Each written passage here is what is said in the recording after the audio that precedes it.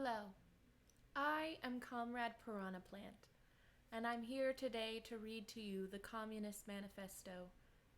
Now, while we wait for viewers, I'll just go ahead and read a section of this book.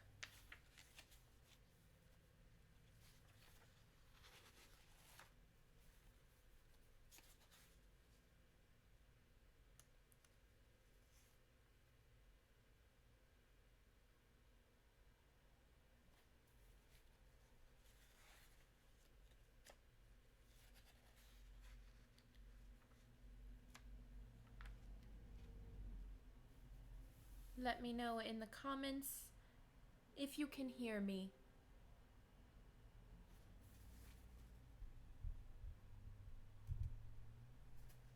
Thank you.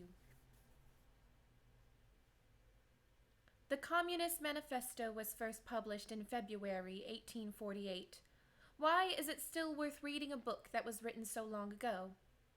One answer to that question is that the authors of the manifesto, Karl Marx and Friedrich Engels, described a world that is still recognizably our own. In the manifesto, they call it bourgeois society. In other words, a society in which the bourgeois class, defined by Engels as the class of modern capitalists, owners of the means of social production and employers of wage labor, is dominant. But later, Marx himself would popularize the name by which it is now commonly known: capitalism. Much has changed since the mid-19th century, but like Marx and Engels, we still live in a capitalist society. When they were writing, capitalism was established in relatively few places, most importantly in parts of Western Europe and North America. But Marx and Engels envisioned that capitalism would eventually become a global system. Today, nearly every area of the world is a part of a single capitalist economic system. Thank you. I will turn up the microphone volume.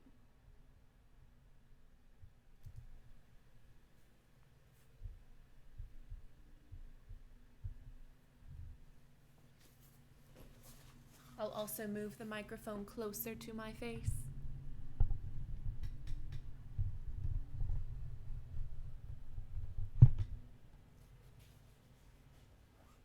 Let me know if that helped. Today, nearly every area of the world is part of a single capitalist economic system. Precisely because Marx and Engels lived at a time when modern capitalism was young, they were able to analyze the system in a way that still seems to many to capture its essential features and its core dynamic. Here, for instance, is the dazzling description of the incessant change that capitalism brings in its wake. The bourgeoisie cannot exist without constantly revolutionizing in the instruments of production, and thereby the relations of production, and with them the whole relations of society. Conservatism of the old modes of production in unaltered form was, on the contrary, the first condition of existence for all earlier industrial classes. Constant revolutionizing of production, uninterrupted disturbance of all social conditions, everlasting uncertainty and agitation distinguish. Excuse me. Thank you, Seth, for helping me figure out the volume. Okay, toast. That's quite enough of that. My cat is playing.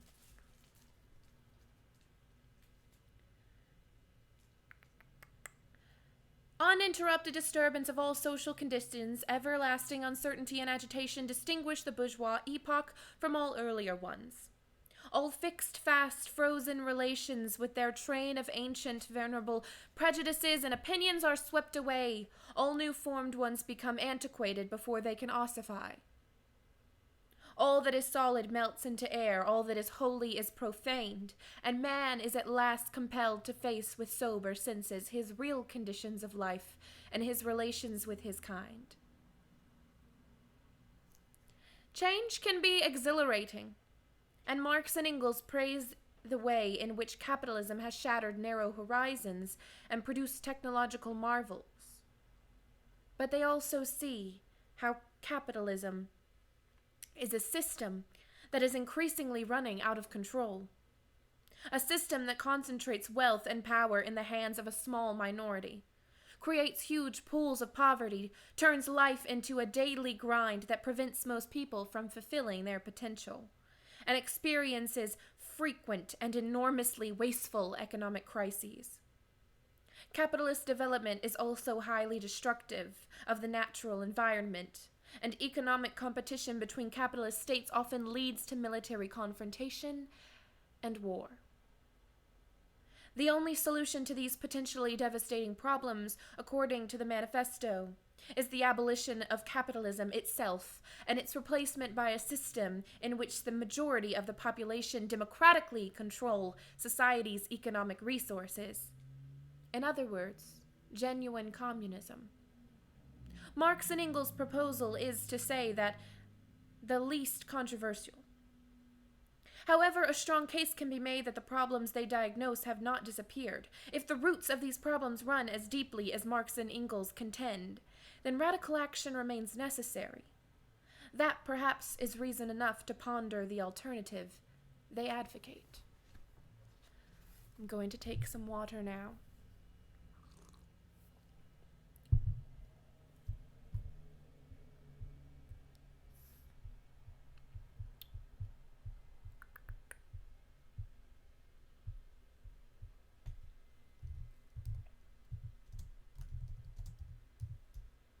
If you'll just give us a moment, I'm going to let people join if they choose to. And hydrate a little bit.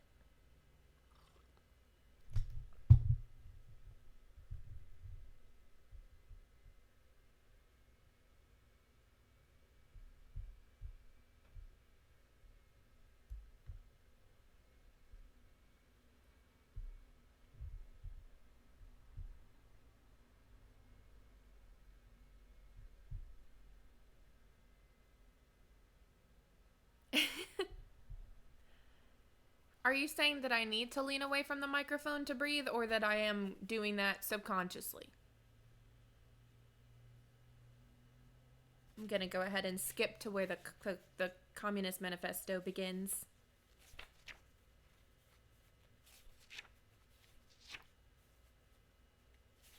I will go ahead and let you know that this is an annotated version of the Communist Manifesto, so at every section I will stop and read the annotated version, or the annotations on the side, so that maybe it might be easier for you to understand. I know it has helped me in the past.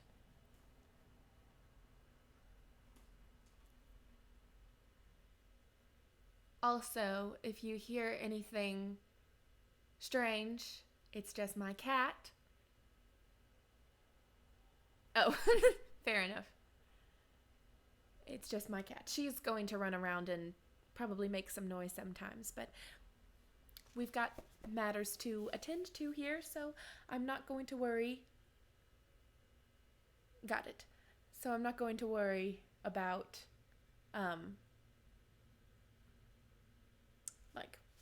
she's fine. We're going to be here a while. The Communist Manifesto is not short.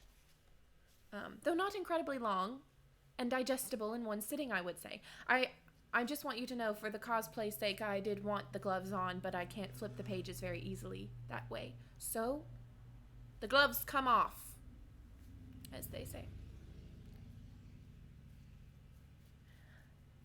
Again, I can see the chat, so if you have any questions, comments, concerns, go ahead, place them there. Speak amongst each other as we read. I'm going to find one other section of the book to read to start with, just so we can give a little more time before I begin the actual manifesto itself, just so people have a little time to join if they would like.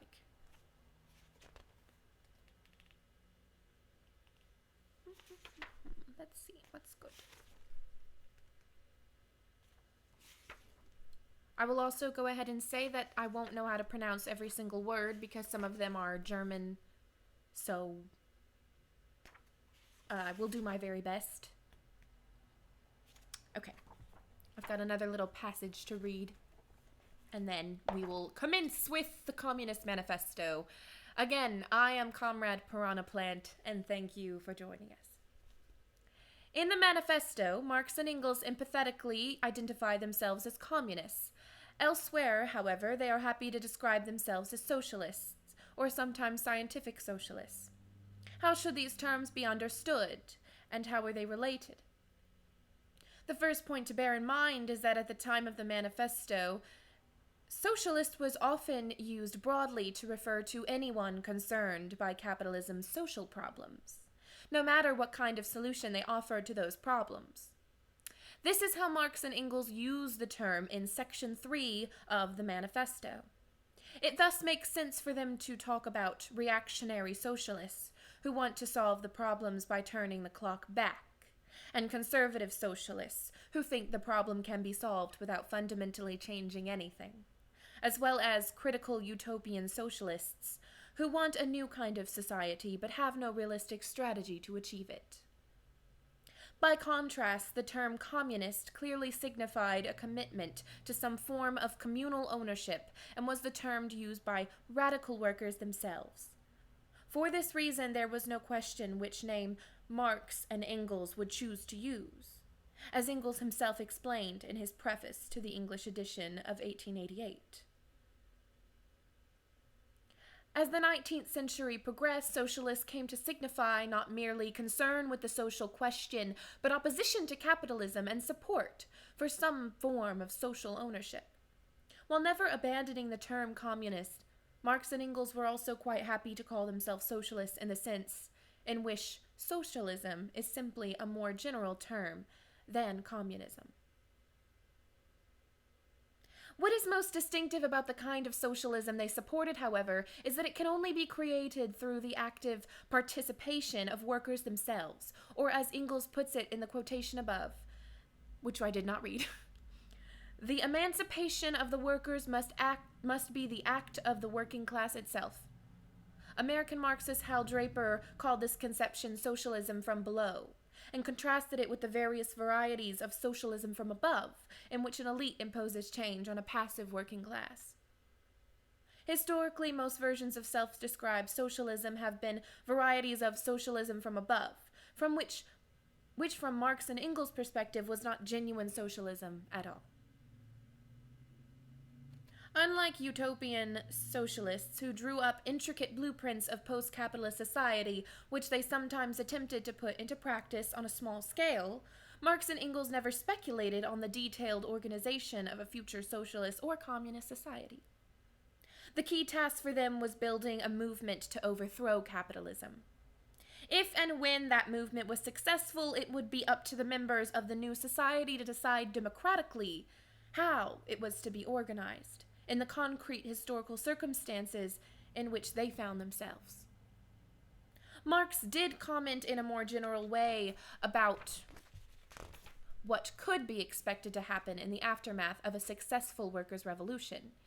In the Critique of the Gotha Program, 1875, Marx notes that because a communist society will not develop on its own foundations, but will emerge from capitalist society, it will therefore be, in every respect, economically, morally, and intellectually, still stamped with the birthmarks of the old society from whose womb it emerges.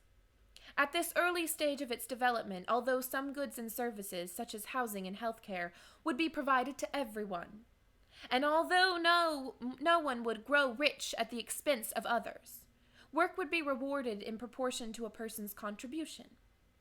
Only later, when work has been reorganized to become truly fulfilling, so that labor has become not only a means of life but life's prime want, and when the level of production has consequently increased, will it be possible to go beyond market incentives and reward people not in accordance with their individual contribution, but in accordance with what they need to flourish.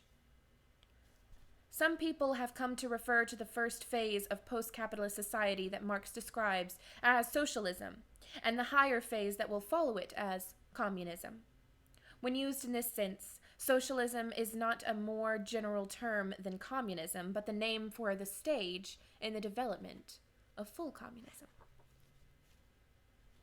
Okay, I'm going to go ahead and read the manifesto now. Once again, I am Comrade Piranha Plant, and this is my reading of the Communist Manifesto to you. And yes, this book does not belong to me. Thank you, American Beat. Oops. I will give it back to you as soon as quarantine is over. I hope you are all safe.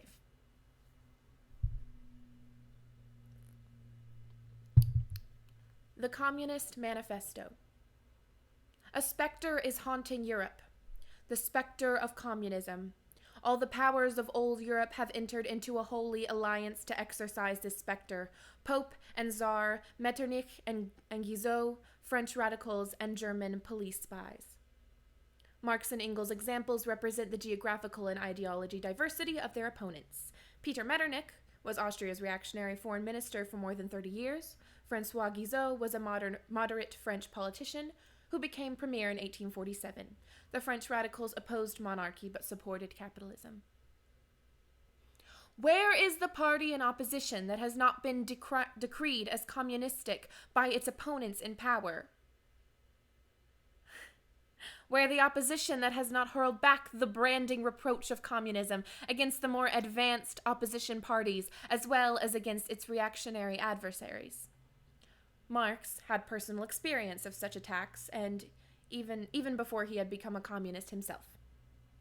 Under his editorship, the radical liberal newspaper Zeitung, published in Cologne, had been accused of communist sympathies in 1842. Two things result from this fact. 1. Communism is already acknowledged by all European powers to be itself a power. And 2. It is high time that communists should openly, in the face of the world, publish their views, their aims, their tendencies, and meet this nursery tale of the specter of communism with a manifesto of the party itself. Marx and Engels are probably exaggerating the importance of the communist movement, which was still quite small at the time. Nevertheless, European political leaders in the 1840s were certainly terrified of the possibility of a revolution. Within days of the manifesto's publication, a revolutionary upsurge overthrew the government in France and swept across much of the rest of Europe. Although most of these revolutions were defeated, many communists, including Marx and Engels, played promising roles in them.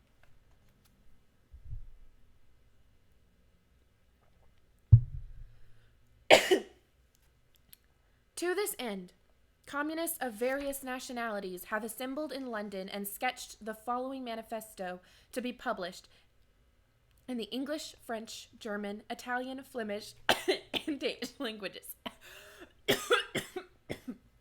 The government is giving me coronavirus for reading this.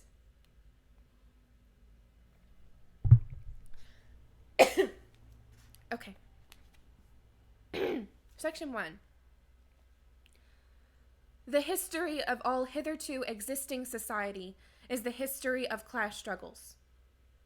Freeman and slave, patrician and plebeian, lord and serf, guildmaster and journeyman, in a word, oppressor and oppressed, stood in constant opposition to one another, carried on an uninterrupted, now hidden, now open fight, a fight that each time ended either in revolutionary reconstitution of society at large or in the common ruin of the contending class. Marx and Engels list some of the major social groups that existed in ancient slave societies and in medieval European feudalism. Their comment at the end of the paragraph that class struggle may lead to either revolution or to common ruin is evidence that they did not accept the deterministic idea that society develops as a result of historical forces independent of human decisions and action. In the earlier epochs of history, we find almost everywhere a complicated arrangement of society into various orders, a manifold gradation of social rank. In ancient Rome, we have patricians, knights, plebeians, slaves. In the Middle Ages, feudal lords, vassals, guildmasters, journeymen, apprentices, serfs. In almost all these classes, again, some subordinate gradations. The modern bourgeois society that has sprouted from the ruins of feudal society has not done away with class antagonisms. It has but established new classes, new conditions of oppression, new forms of struggle in place of the old ones. By modern bourgeois society, Marx and Engels mean capitalism, in which the bourgeoisie, made up of those whose own society means of productions and employ wage labor. This is and they are the dominant exploiting class. Wonderful. Our epoch, the epoch of the bourgeoisie, possesses, however, this distinctive feature. It has simplified the class antagonisms. Society as a whole is more and more splitting up into two great hostile camps, into two great classes directly facing each other, bourgeoisie and proletariat. The proletariat is the modern working class, those who earn a wage by working for others. Marx and Engels are not saying that all classes apart from the bourgeoisie and proletariat will vanish.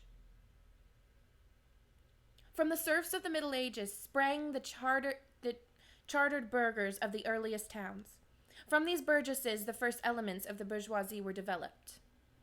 Marx and Engels start to explain how the bourgeoisie first emerged in feudal society, and how it eventually became the dominant class. Serfs were peasants who were required to work for feudal lords. Burghers or burgesses were the non-aristocratic middle class in the towns, often merchants or manufacturers. The discovery of America, the rounding of the Cape, opened up fresh ground for the rising bourgeoisie. The East Indian and Chinese markets, the colonization of America, trade with the colonies, the increase in the means of exchange and in commodities generally, gave to commerce, to navigation, to industry, an impulse never before known, and thereby to the revolutionary element in the tottering feudal society, a rapid development. The New World, of course, was discovered by Columbus in 1492. The Cape of Good Hope at the southern tip of Africa was rounded by Portuguese navigator Bartolomeu Dias 4 years earlier, opening up the possibility of a sea route to the east. The emerging bourgeoisie was a revolutionary element because its economic interests increasingly put it in a fundamental conflict with the existing feudal order.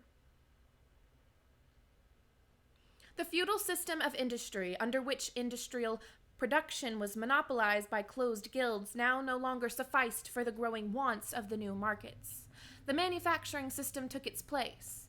The guild masters were pushed on one side by the manufacturing middle class. Division of labor between the different corporate guilds vanished in the face of division of labor in each single workshop. Feudal economic relations give way to early capitalism. The first capitalist societies developed in Holland and England in the 17th century, following revolutions that overthrew the previous ruling class. Meantime, the markets kept ever growing, the demand ever rising. Even manufacture no longer sufficed. Thereupon, steam and machinery revolutionized industrial production. The place of manufacture was taken by the giant modern industry. The place of the industrial middle class by industrial millionaires. The leaders of whole industrial armies, the modern bourgeois.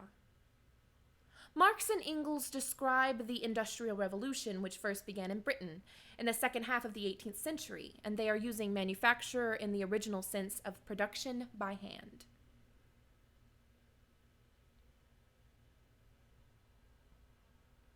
Modern industry has established the world market, for which the discovery of America paved the way. This market has given an immense development to commerce, to navigation, to communication by land.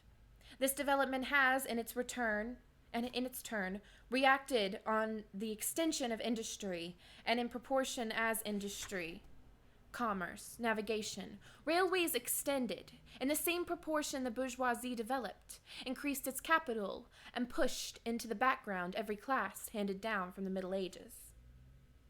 Marx and Engels discuss capitalism's global tendencies and the way which expanded markets stimulate the development of technology and industry in greater detail later in this section. Here, their main point is that these changes led to the disappearance of the remaining remnants of feudalism. We see, therefore, how the modern bourgeoisie is itself the product of a long course of development, of a series of revolutions in the modes of production and exchange.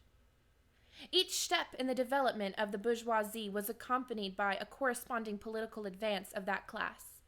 An oppressed class under the sway of feudal nobility, an armed and self-governing association in the medieval commune. Here independent urban republic as in Italy and Germany. Their taxable third state of the monarchy as in France. Afterwards, in the period of manufacturing proper, serving either the semi-feudal or the absolute monarchy as counterpoise against the nobility, and in fact, cornerstone of the great monarchies in general. The bourgeoisie has at last, since the establishment of modern industry and of the world market, conquered for itself, in the modern representative state, exclusive political sway. The executive of the modern state is but a committee for managing the common affairs of the whole bourgeoisie.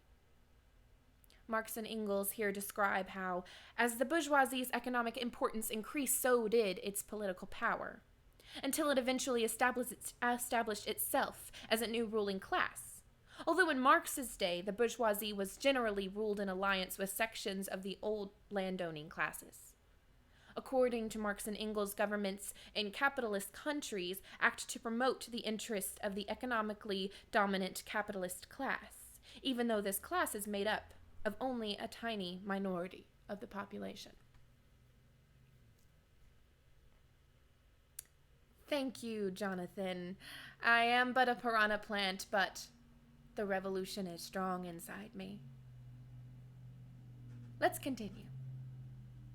The bourgeoisie historically has played a most revolutionary part. The bourgeoisie, wherever it has got the upper hand, has put an end to all feudal, patriarchal, idyllic relations. It has pitilessly torn asunder the motley feudal ties that bound man to his natural superiors, and has left remaining no other nexus between man and man than naked self-interest, than callous cash payment. It has drowned the most heavenly ecstasies of religious fervor, of chivalrous enthusiasm, of Philistine sentimentalism. In the icy water of egotistical calculation, it has resolved personal worth into exchange value, and in place of the numberless indefeasible chartered freedoms, has set up that single, unconscionable freedom, free trade. In one word, for exploitation, veiled by religious and political illusions, it has substituted naked, shameless, direct, brutal exploitation.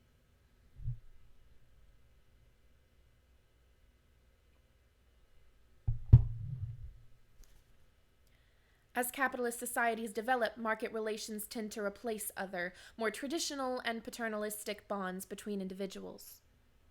The bourgeoisie thinks of freedom in economic terms, as free trade, the ability to exchange goods and services without restriction. Because economic motivations are not hidden and because they are less hemmed in by other considerations than in the past, Marx and Engels claim that exploitation is both more open and more intense under capitalism. Corporate guilds under feudalism were granted royal charters spelling out their special privileges and freedoms. Capitalism sweeps away restrictions on commerce and replaces limited feudal freedoms with free trade.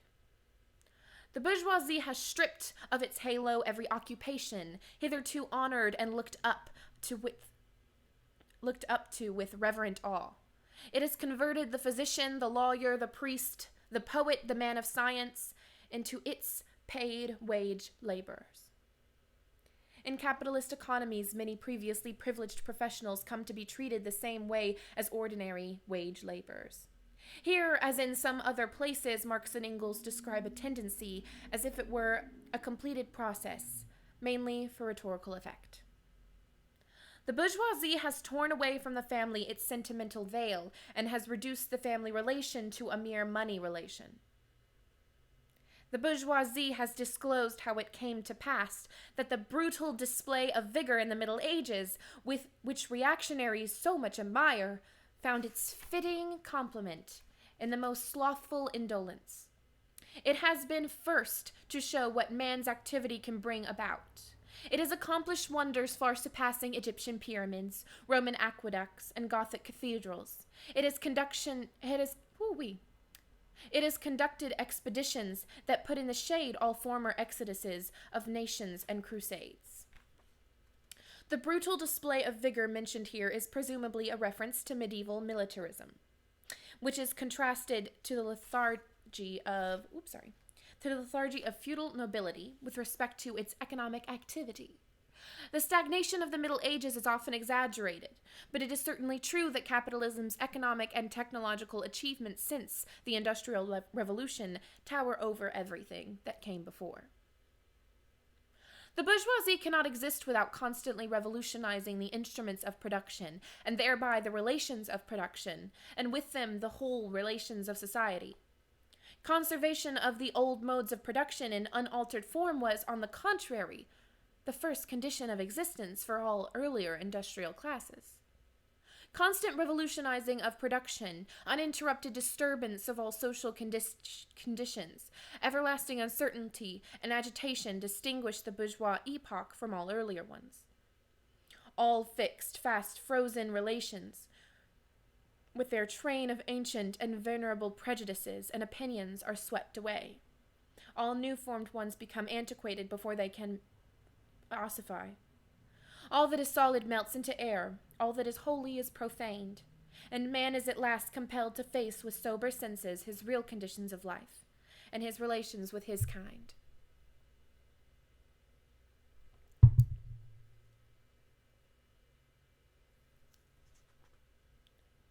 This is one of the most rhetorically brilliant passages in a work filled with rhetorically brilliant passages. The instruments of production are the tools and technology used at a particular time. The relations of production are the complex ways in which individuals and groups are interconnected in economic activity, crucially including those who own or control the instruments or means of production. Market competition is the underlying cause for continual technological innovation under capitalism. But these rapid changes affect not just the economy and class relations, but the entire fabric of society, from culture, customs, and morals to the structure of the family. Such changes can be exhilarating and liberating, but they can also be profoundly disorienting and alienating, as life becomes more of a rat race and more dominated by economic imperatives. The need of a constantly expanding market for its products chases the bourgeoisie all over the surface of the globe. It must nestle everywhere, settle everywhere, establish connections everywhere. The search for new markets, raw material, and cheap labor drives capitalists around the world.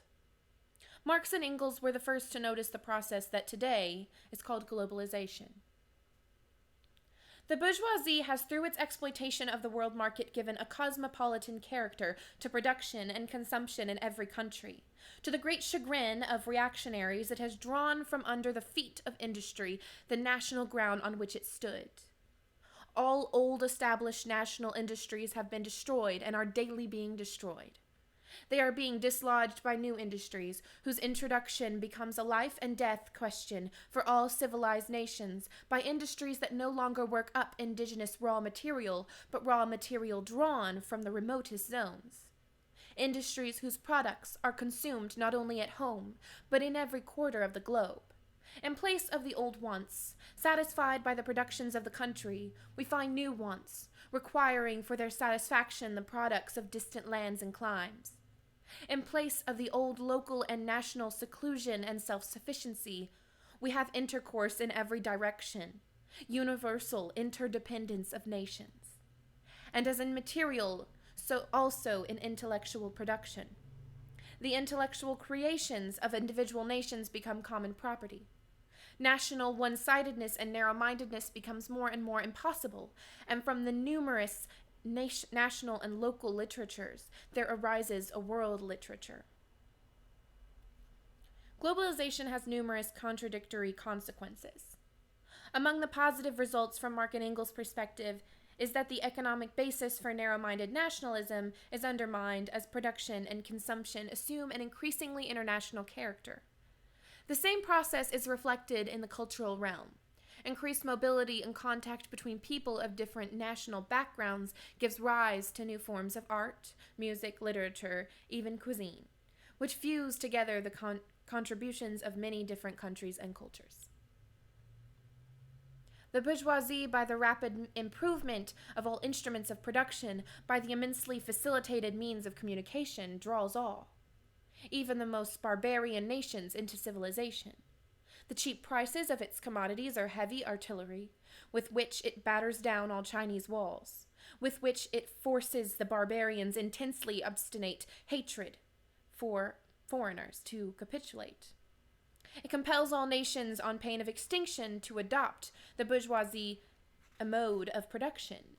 It compels them to introduce what it calls civilization into their midst, to become bourgeois themselves. In one word, it creates a world after its own image.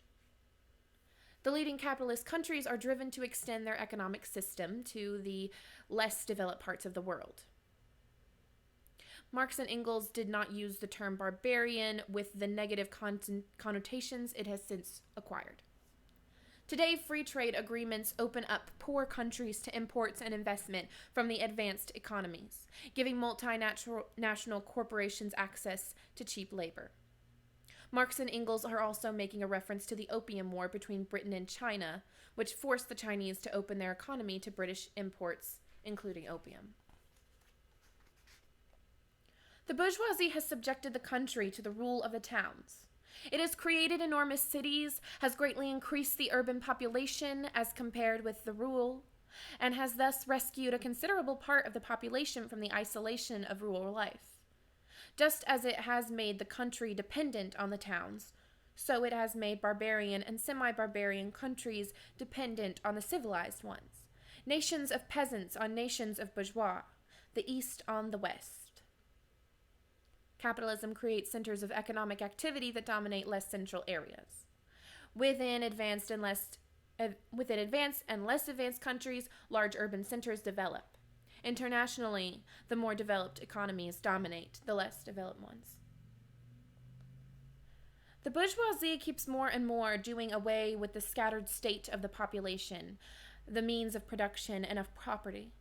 It has agglomerated population, centralized the means of production, and has concentrated property in a few hands. The necessary consequence of this was political centralization. Independent or but loosely connected provinces with separate interests, laws, governments, and systems of taxation became lumped together into one nation with one government, one code of laws, one national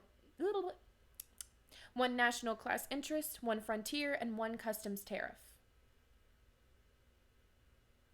Economic development and centralization leads to the emergence of nation states with centralized governments and unified legal systems. At the time the manifesto was written, this process was still incomplete even in Western Europe.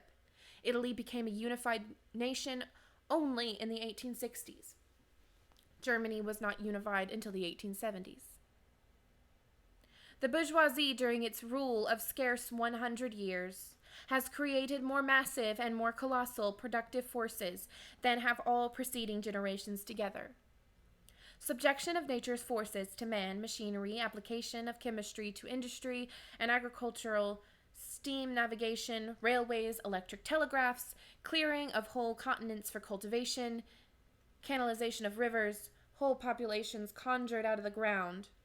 What earlier century had even a presentiment that such productive forces slumbered in the lap of social labor?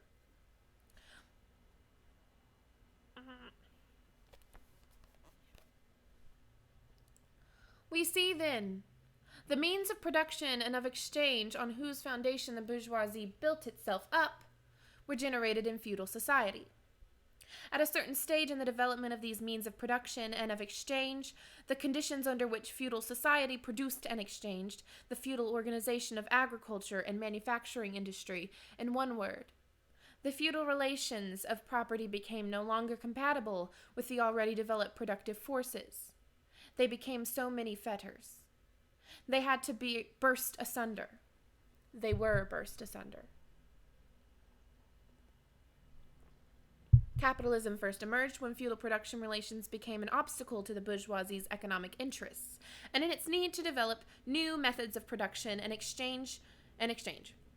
The overthrow of feudalism became the precondition for such developments to take place.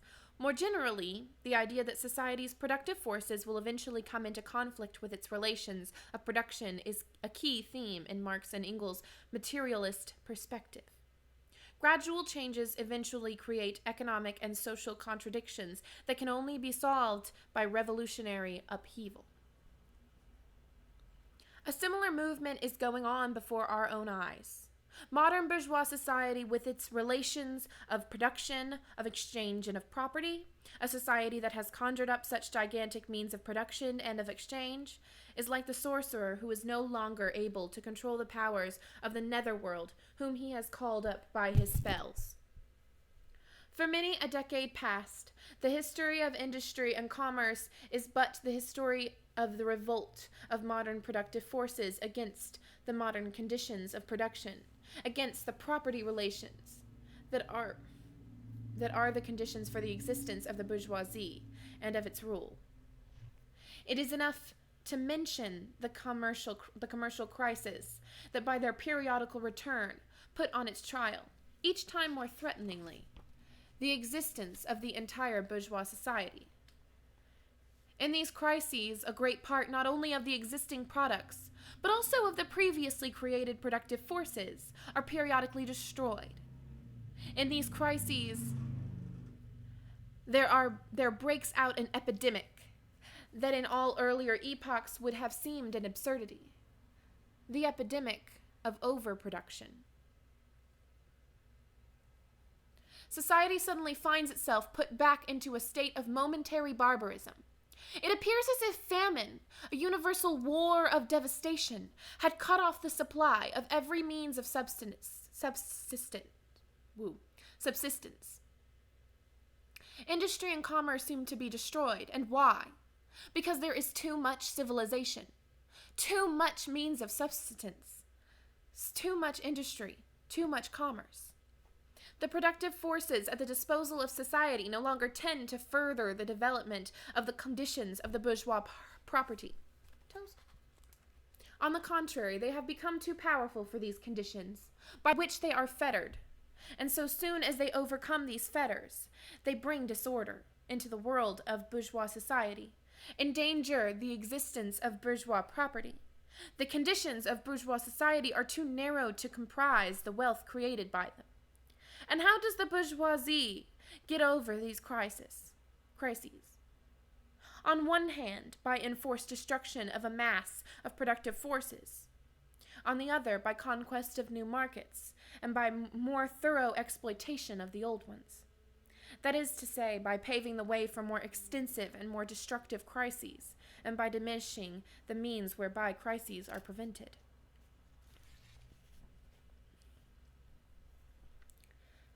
Having described the rise of capitalist society, Marx and Engels now shift to a discussion of the developments that they believe will lead to its downfall.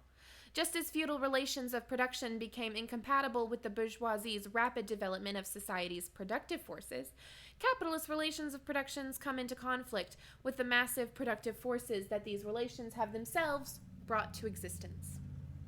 Capitalism is driven by competition between individual units of production for markets. As the forces of production become more complex and the units of production become larger, economic booms become more frantic and the economic slums more severe. In particular, because market competition is uncoordinated, rival capitalist companies will each invest more and more to meet expected demand, eventually leading to a glut of products that cannot be sold at a profit. Companies respond by cutting production and laying off workers, further reducing demand and plunging the whole economy into recession. In pre-capitalist societies, crises resulted from a shortage of vital goods, but under capitalism, the crises are typically the result of producing too much. Millions lose their jobs and are thrown into poverty, even though there is much vital work to be done, and more than enough wealth exists to provide everyone with a decent standard of living. Instead, valuable resources are destroyed or wasted until it eventually becomes profitable to invest in new production again, setting the stage for new and more severe crises in the future. As the manifesto was being written, European capitalism was in the midst of its third major slump in just over 20 years. The weapons with which the bourgeoisie felled feudalism to the ground are now turned against the bourgeoisie itself. In other words, the relentless expansion of capitalist production eventually becomes the system's biggest weakness. But not only has the bourgeoisie forged the weapons that bring death to itself, it has also called into existence the men who are to wield those weapons, the modern working class, the proletarians. Just as feudal economies encouraged the development of a powerful bourgeoisie whose interests came into conflict with the old system, capitalism produces a working class with the power to overthrow bourgeois society. In proportion as the bourgeoisie, i.e. capital, is developed in the same proportions as the proletariat, the modern working class developed, a class of laborers who live only so long as they find work, and who find work only so long as their labor increases capital. These laborers who must sell themselves piecemeal and are a commodity like every other article of commerce, and are consequently exposed to all the vicissitudes of competition, to all the fluctuations of the market. At the time that Marx and Engels were writing, the proletariat was relatively a new class, very different from previous oppressed classes. In earlier societies, slaves were regarded as instruments of production, while peasants and artisans often owned some of the tools, land, and raw materials used to produce. Modern workers own no economic resources apart from their own capacity to perform work. Note that the working class consists of everyone forced to sell their labor power, not just factory workers. Owing to the extensive use of machinery and to the division of labor, the work of the proletarians has lost all individual character and, consequently, all charm for the workman. He becomes an appendage of the machine, and it is only the most simple, most monotonous, and most easily acquired knack that is required of him. Hence, the cost of production of a workman is restricted almost entirely to the means of subsistence he requires for his maintenance and for the propagation of his race. But the price of a commodity, and therefore also of labor, is equal to its cost of production. In proportion, therefore, as the repulsiveness of the work increases, the wage decreases. Nay, more, in proportion as the use of machinery and division of labor increases, in the same proportion of the burden of toil also increases. Whether by prolongation of the working hours, by increase of the work exacted in a given time, or by increased speed of machinery, etc. In his economic and philosophic manuscripts, Marx identifies the nature of work under capitalism as one aspect of which he calls alienation. Rather than rewarding and challenging most work in capitalist society, most work in capitalist society is a tedious and hated chore. As work becomes de-skilled and less interesting, it also becomes more burdensome and less well paid. Marx and Engels appeal to the labor theory of value, according to which the value of a commodity is equal to the average quantity of labor needed to produce it. Since it requires less work to produce an unskilled worker than a skilled one, the economic value of the former is lower than that of the latter, and hence a skilled worker receives a higher wage.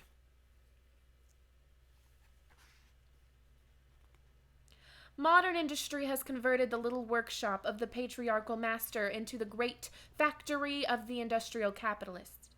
Masses of laborers crowded into the factory are organized like soldiers.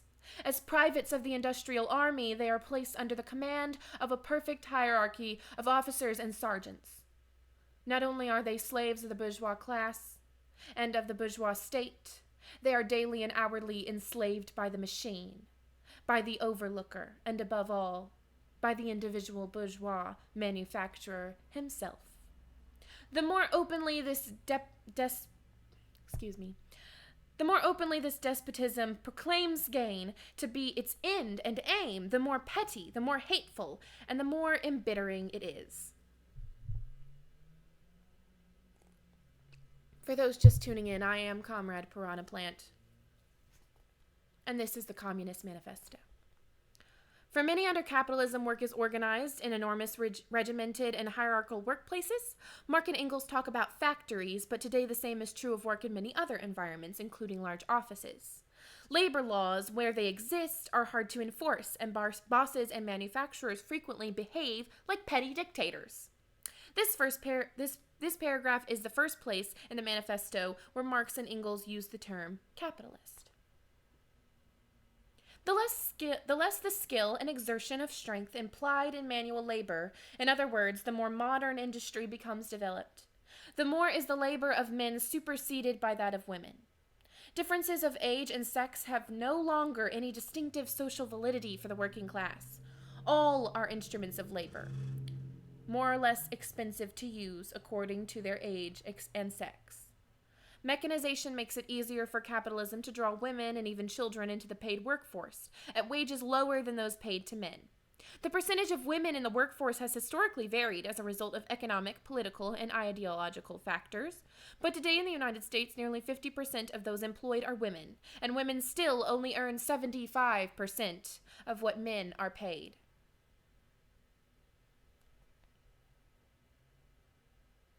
No sooner is the exploitation of the laborer by manufacturer so far at an end that he received his wages in cash than he is set upon by the other portions of the bourgeoisie, the landlord, the shopkeeper, the pawnbroker, etc. Workers are not only exploited by their employers, but swindled outside the workplace when they buy the necessities of life.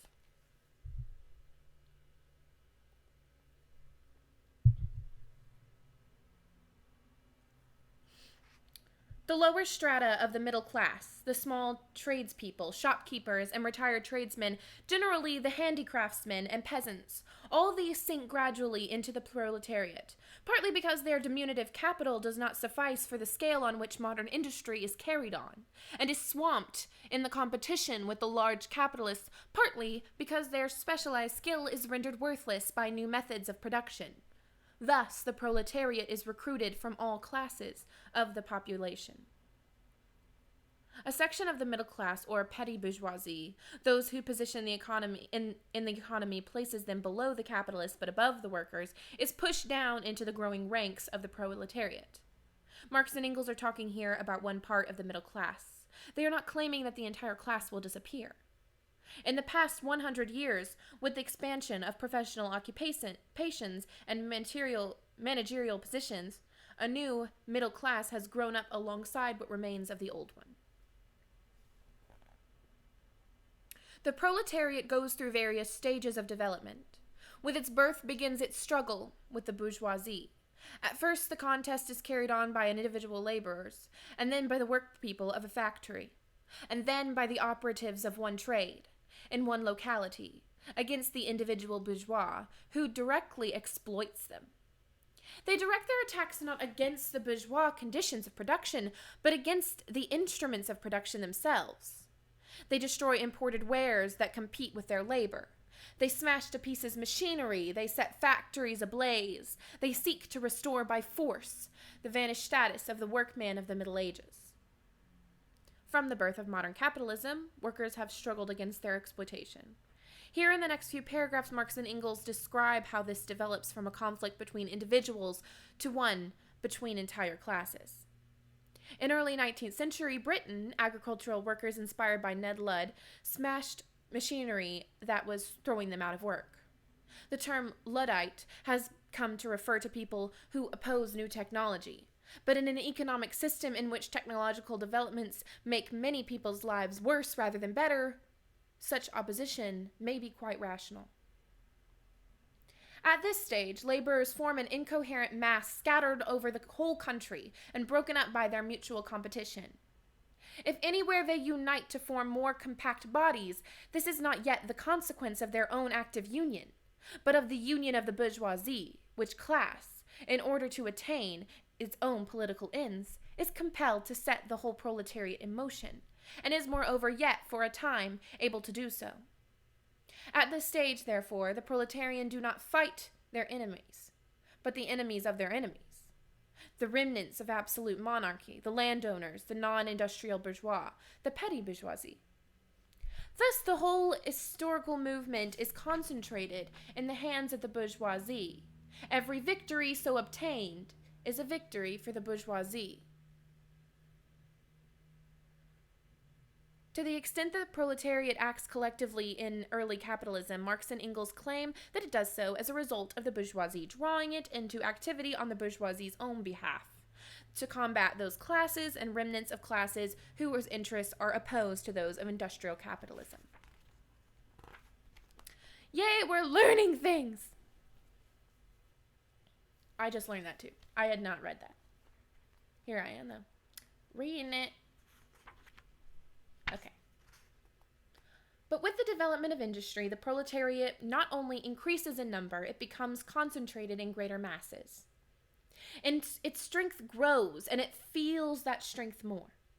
The various interests and conditions of life within the ranks of the proletariat are more and more equalized in proportion as machinery obliterates all distinctions of labor, and nearly everywhere reduces wages to the same low level. The growing competition among the bourgeois and the resulting commercial crises make the wages of workers ever more fluctuating.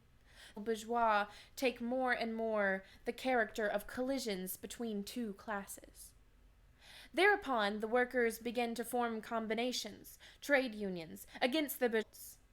Here and there, the contest breaks out into riots. With the emergence of giant industry, wage laborers increasingly unite to defend their own interests. Modern industry concentrates workers together in large numbers, while technological developments reduce the differences between them and reduce job security. Wages may increase during booms, but are pushed down again during slumps. Workers form unions to keep wages up through collective action and accumulate funds to finance strikes. Marx and Engels were among the first leftists to view the emergence of unions favorably and to see it as a crucial step on the road to revolutionary change. The class struggle can also express itself in the form of riots against various forms of capitalist exploitation and oppression. In the history of capitalism, such uprisings have been provoked by everything from the high price of basic commodities to police brutality to racism. Now and then, the workers are victorious, but only for a time. The real fruit of their battles lies not in immediate result, but in the ever-expanding union of the workers. This union is helped on by the improved means of communication that are created by modern industry and that place the workers of different localities in contact with one another. It was just this contact that was needed to centralize the numerous local struggles of all the same character into one national struggle between classes. But every class struggle is a political struggle, and that union to attain which the burghers of the Middle Ages, with their miserable highways, required centuries, the modern proletarians think to railways, achieve in a few years. While the workers sometimes with their immediate demands for better wages or improved working conditions, these victories are only temporary so long as relations of class exploitation continue to exist. The most important achievement of these struggles is the increased organization and coordination of the working class as a whole, which is facilitated by dramatic improvements in communication and transportation. When Marx and Engels say every class struggle is a political struggle, they mean class-wide struggles of the national.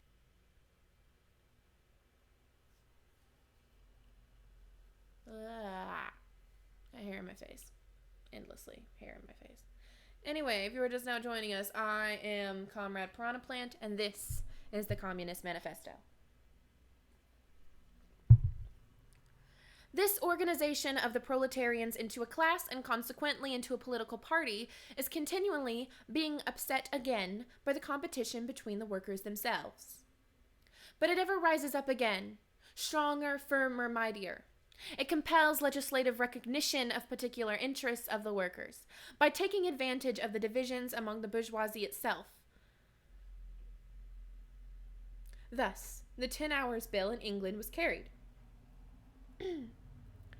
In 1848, there were a few political parties in the modern sense. Marx and Engels used the expression political party to mean movement concerned with political as well as economic issues. Economic competition between workers is an important barrier to working class unity, but Marx and Engels are confident that it will overcome. The 10 Hours Bill, passed in 1847 after long struggle, limited the working day to 10 hours for women and children. Altogether, collisions between the classes of the old society further in many ways to the course of development of the proletariat.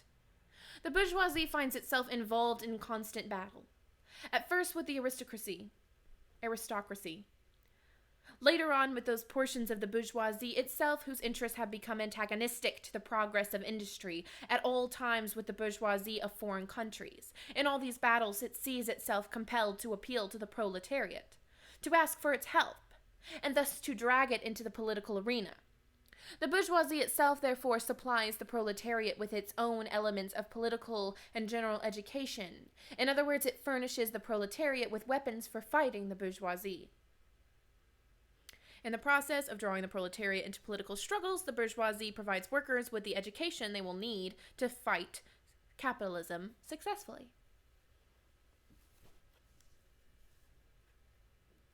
Further, as we have already seen, entire sections of the ruling classes are, by the advance of industry, precipitated into the proletariat, or are at least threatened in their conditions of existence. These also supply the proletariat with educational elements.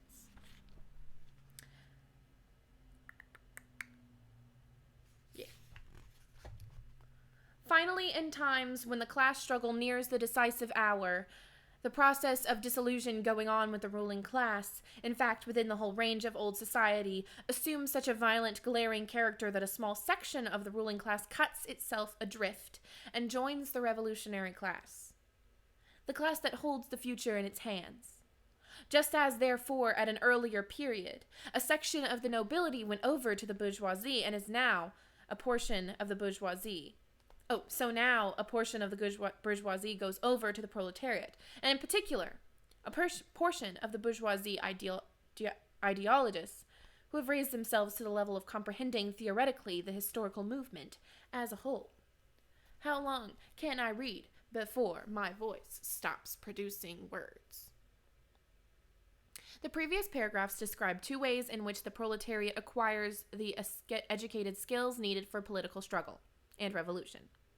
A third, according to Marx and Engels, occurs in the turmoil of pre-revolutionary situations, when a small part of the bourgeoisie, or at least a portion of the bourgeoisie ideologists, defect politically to the side of the working class, just as a section of the aristocracy had earlier allied itself with the bourgeoisie. The lower middle class, the small manufacturer, the shopkeeper, the artisan, the peasant, all these fight against the bourgeoisie to save from ruin their existence as fractions of the middle class. They are therefore not revolutionary but conservative. Nay, more, they are reactionary, for they try to roll back the wheel of history. If by chance they are revolutionary, they are only so in the view of their impending transfer into the proletariat. They thus defend not their present, but their future interests. They desert their own standpoint to place themselves at that of the proletariat.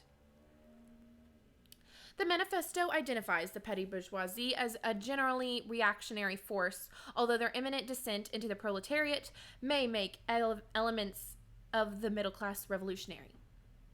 In fact, Engels had already rejected this view in favor of the idea that workers have common interests with sections of the peasantry and middle class and should look for allies among them.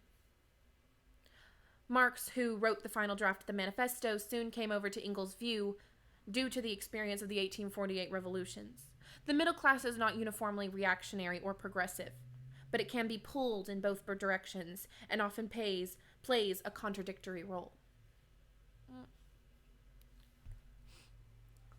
The dangerous class, the social scum, the passively rotting mass thrown off by the lowest layers of old society, may here and there be swept into the movement by a proletarian revolution.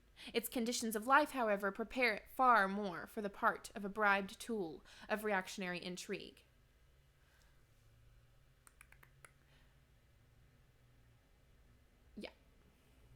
In the conditions of the proletariat, those of old society at large are already virtually swamped.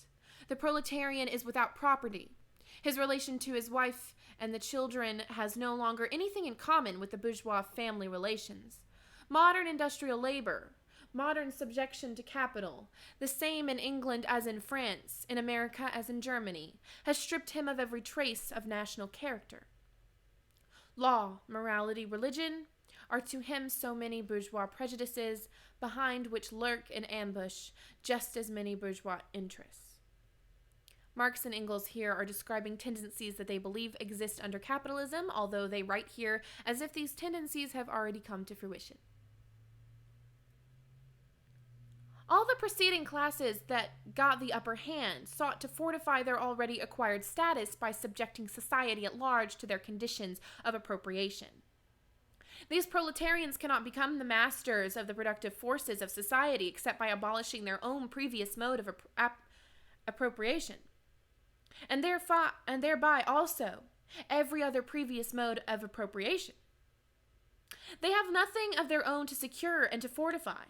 Their mission is to destroy all previous securities for and insurances of individual property. Earlier revolutions replaced one dominant exploiting class with another. Although the mode of exploitation changed, exploitation itself remained. But proletarian revolution, according to Marx and Engels, will lead to the abolition of exploitation, because this is the only way in which workers can take collective control of the economy. The goal is not to eliminate all forms of individual ownership, but to end private control of society's key economic resources. All previous historical movements were movements of minorities, or in the interest of minorities. The proletarian movement is the self-conscious, independent movement of the immense majority, in the interest of the immense majority. The proletariat, the lowest stratum of our present society, cannot stir, cannot raise itself up without the whole superincumbent strata of official society being sprung into the air. In 1848, the proletariat was still a minority in most capitalist countries. Nevertheless, it could lead the majority towards revolution. Marx and Engels reject the view that socialist revolution can be the work of a minority acting on behalf of the majority. Revolution will only bring liberation if those to be liberated participate in it. The final sentence hints at Marx and Engels' later view that the successful workers' revolution will need to replace the existing state with radically new institutions. Though not in substance, yet in form, the struggle of the proletariat with the bourgeoisie is at first a national struggle. The proletariat of each country must, of course, first settle all matters with its own bourgeoisie. Marx and Engels emphasize that a successful workers' movement must be international in scope, but workers in each country must first workers in each country must first win power from their own ruling class. Got it.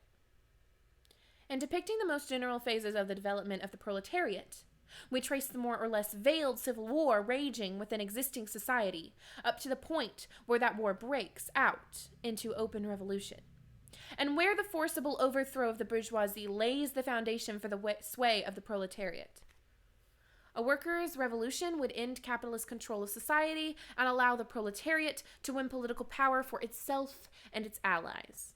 Like all previous social transformation, this one can only come about through the threat or use of force, because the ruling class will not relinquish its privileges in any other way. Hitherto, every form of society has been based, as we have already seen, on the antagonism of oppressing and oppressed classes. But in order to oppress a class, certain conditions must be assured to it under which it can at least continue its slavish existence. The serf, in the period of serfdom, raised himself to membership in the commune, just as the petty bourgeois, under the yoke of feudal absolutism, managed to develop into a bourgeois. The modern laborer, on the contrary, instead of rising with the progress of industry, sinks deeper and deeper below the conditions of existence of his own class. He becomes a pauper, and pauperism develops more rapidly than population and wealth. And here, it becomes evident that the bourgeoisie is unfit any longer to be the ruling class in society, and to impose its conditions of existence upon society as an overriding law. It is unfit to rule because it is incompetent to assure an existence to its slave within his slavery, because it cannot help letting him sink into such a state that it has to feed him instead of being fed by him. Society can no longer live under this bourgeoisie, in other words. Its existence is no longer compatible with society. While Marx and Engels are correct that capitalism produces and even requires high levels of poverty, despite the fact that enough is produced to provide the basics of life for everyone, their argument for revolution does not depend on the claim that the working class as a whole will be pushed into pauperism. In his later economic writings, Marx explicitly rejects this view, and the manifesto has already noted that workers organize into unions precisely to keep their wages up. Nevertheless, over the long run, as economic crises throw society into turmoil, capitalism cannot provide a decent existence for the majority of the population. The essential condition for the existence and for the sway of the bourgeois class is the formation and augmentation of capital. The condition for capital is wage labor. Wage labor rests exclusively on the competition between the laborers. The advance of industry, whose involuntary promoter is the bourgeoisie, replaces the isolation of the laborers due to competition by their revolutionary combination, due to association. The development of modern industry therefore cuts from under its feet the very foundation on which the bourgeoisie produces and appropriates products. What the bourgeoisie therefore produces, above all, are its own grave diggers. Its fall and the victory of the proletariat are equally inevitable. The final paragraph of Section 1 expands on the theme of the final paragraph of Section 1 expands on the theme first introduced in 29. That's a while ago. The very workings of capitalism gives rise to a class that has both the interest and the power to overthrow it. The final sentence, in which proletarian victory is described as inevitable, is often taken as evidence that Marx and Engels hold a deterministic view of human history. Against this, Marx and Engels say that at the beginning of this section, that there is more than one possible outcome to class struggle. It thus seems more reasonable to read the paragraph's concluding words as rhetorical flourish aimed at spurring on the manifesto's readers, rather than as the expression of a metaphysical theory of history as a deterministic process. That was part 1, my friends, of the Communist Manifesto. I'm just going to rest my voice for a moment and thank my chat people. So first of all, thank you, Michael Principe. I take that very, to heart. And American Beat, again, thank you for letting me borrow your book years ago. And I'm sorry I have not given it back, but it came useful. Now I'm reading it as a Piranha Plant. Thank you, Matt. I appreciate it. Thank you, Dakota, for standing. And yes, solidarity.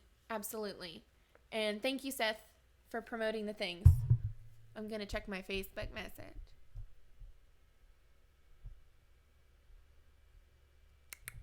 Okay. Ooh, wait. How long have I been reading? Okay, I've been sitting here for over an hour. Perfect. Oh, my shoulder's back. We got a lot more to go. About 25 pages. Okay. Whoo-wee. I hope you guys are doing okay. I hope you all are washing your hands and staying inside. If capitalism is making you work, fuck capitalism. That's a message from Comrade Piranha Plant to you.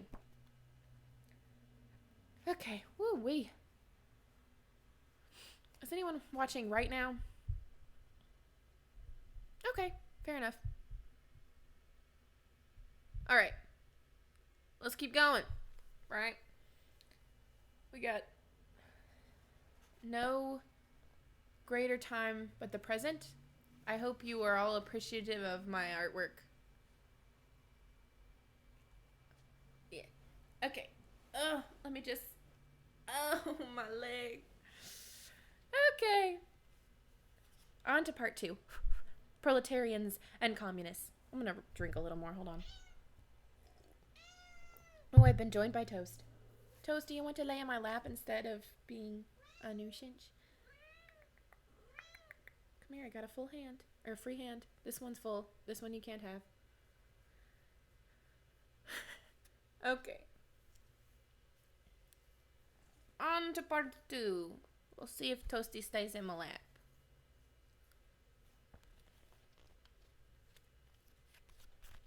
Gotta hold this thing right. In what relation do the communists stand to the proletarians as a whole? Having laid out a historical and social analysis, Marx and Engels turn to the political role of communists. The communists are not a special party in relation to other working class parties.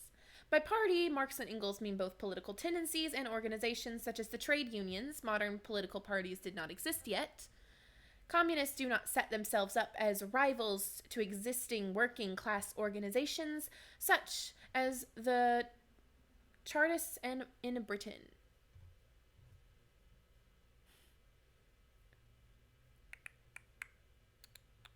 They have no interests separate and apart from those of the proletariat as a whole. They do not set up any special principles of their own by which to shape and mold the proletarian movement. The communisms.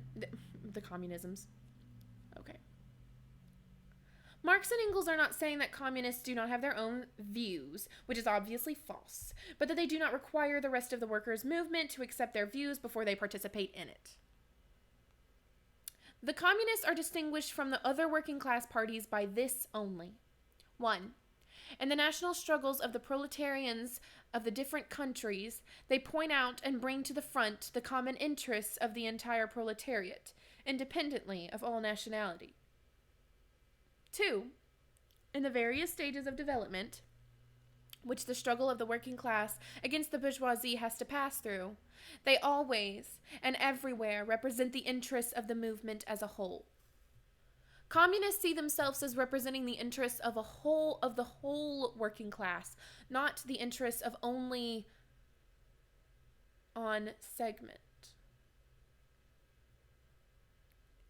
Got it. Marx and Engels believe that the course of class struggle of the workers' movement will arrive at communist conclusions as the result of its own experiences. So, the key task for communists is to help organize and to participate in struggle, rather than to win converts to their own perspective. Some later Marxists, in particular the Russian revolutionary Vladimir Lenin, concluded that the obstacles to the working class unity are greater than Marx and Engels recognize, requiring a more deliberate effort to propagate communist ideas and to gather the most class-conscious workers in their own organization. The communists, therefore, are on one hand, practically, the most advanced and resolute section of the working class parties of every country, that section which pushes forward all others. On the other hand, theoretically, they have over the great mass of the proletariat the advantage of clearly understanding the line of march, the conditions, and the ultimate general results of the proletarian movement. The differences between Marx, Engels, and Lenin mentioned above here are matters of emphasis and degree. Here, Marx and Engels describe the role of communists as in effect the vanguard, the leading units in an army of the working class, an idea later associated with Lenin. The immediate aim of the communists is the same as that of all other proletarian parties: formation of the proletariat into a class, overthrow of the bourgeois supremacy, conquest of political power by the proletariat. Winning political power for the proletariat is the goal of any working class party worthy of the name, though many have not been worthy of the name. This is the first aim that must precede any further transformation of society in a socialist direction. The theoretical conclusions of the communists are in no way based on ideas or principles that have been invented or discovered by this or that would-be universal reformer. Marx and Engels distinguish their own ideas from those of utopian reformers whose plans for reorganizing society amount to building castles in the air. They merely express in general terms actual relations springing from an existing class struggle, from an historical movement going on under our very eyes. The abolition of existing property relations is not at all a distinctive feature of communism. By contrast, Marx and Engels claim that communist ideas grow out of and express the actual class struggle. Communism calls for the institution of new forms of property, but it is hardly the first political movement to do this. All property relations in the past have continually been subject to historical change consequent upon the change in historical conditions. The French Revolution, for example, abolished feudal property in favor of the bourgeois property. The distinguishing feature of communism is not the abolition of property generally, but the abolition of bourgeois property. But modern bourgeois private property is the final and most complete expression of the system of producing and appropriating products that is based on class antagonisms, on the exploitation of the many by the few. Some defenders of capitalism claim that the property relations it embodies somehow natural, but property forms have in fact changed enormously throughout history. The bourgeois revolutions of the 17th and 18th centuries abolished feudal property relations. Communism aims at the overthrow of capitalist property relations, since, according to Marx and Engels, capitalism is based on the most developed system of exploitation. The abolition of capitalism will mean the end of exploitation itself. In this sense, the theory of the communists may be summed up in a single sentence: abolition of private property. We communists have been reproached with the desire of abolishing the right of personally acquiring property as the fruit of a man's own labor, which property is alleged to be the groundwork of all personal freedom, activity, and independence. Private property refers to private control of the economy, not all personal possessions. Marx and Engels discuss this objection to communism at length over the next 18 paragraphs. Incidentally, for Marx and Engels, ownership is defined in terms of effective control, not whether or not this has legal recognition. Hard-won, self-acquired, self-earned property. Do you mean the property of petty artisan and then the small peasant, a form of property that preceded the bourgeois form? There is no need to abolish that. The development of industry has to a great extent already destroyed it, and is still destroying it daily. Or do you mean modern bourgeois private property? But does wage labor create any property for the laborer? Not a bit. It creates capital, the kind of property which exploits wage labor, and which cannot increase except upon conditions of begetting a new supply of wage labor for fresh exploitation. Property in its present form is based on the antagonism of capital and wage labor. Let us examine both sides of this antagonism. Capitalism steadily destroys traditional forms of small property ownership. The past generation, for instance, has witnessed the near extinction of family farms in the United States. Similarly, mega retailers such as Walmart drive small store owners out of business. Welcome, Thomas. To be capitalist is to have not only a purely personal but social position in production. Capital is a collective product, and only by the united action of many members, nay, in the last resort, only by united action of all members in society, can it be set in motion. Members of the capitalist class often claim their wealth is the product of their own hard work. But without the contribution of workers, nothing would be produced at all. In the final analysis, wealth is always a social product. Capital is wealth that can be invested to make more money. Capital, therefore, is not only a personal thing, it is a social power. When, therefore, capital is converted into common property, into the property of all members of society, personal property is not thereby transformed into social property. It is only the social character of the property that is changed. It loses its class character. Marx and Engels explain the positive goal of communism. Capitalist private property is to be replaced by communal ownership. This will not transform capital into something social. It has always been produced by a social process, but it means that economic wealth will no longer be based on class exploitation. Let us now take wage labor. The average price of wage labor is the minimum wage, that quantum of the means of Dang, I can't say this word, I'm sorry. Subsistence, which is absolutely requisite to keep the laborer in bare existence as a laborer.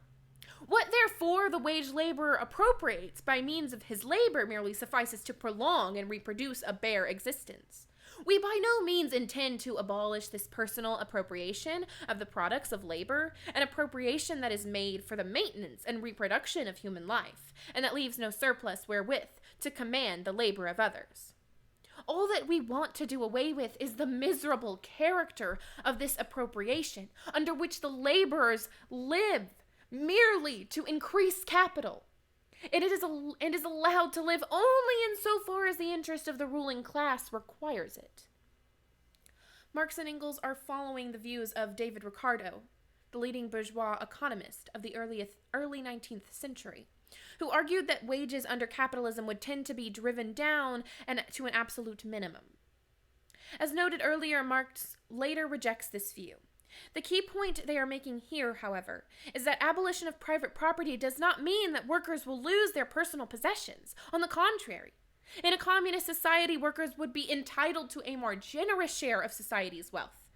What no one would be entitled to, however, are resources that would give them control over the labor of others.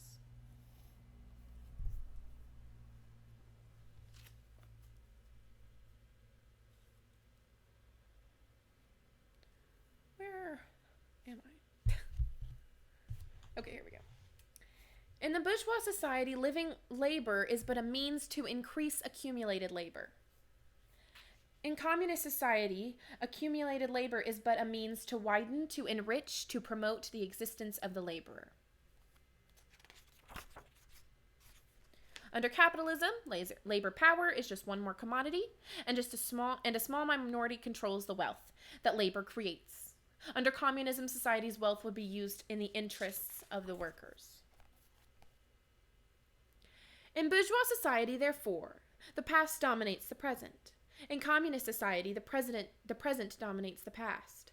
In bourgeois society, capital is independent and has individuality, while the living person is dependent and has no individuality.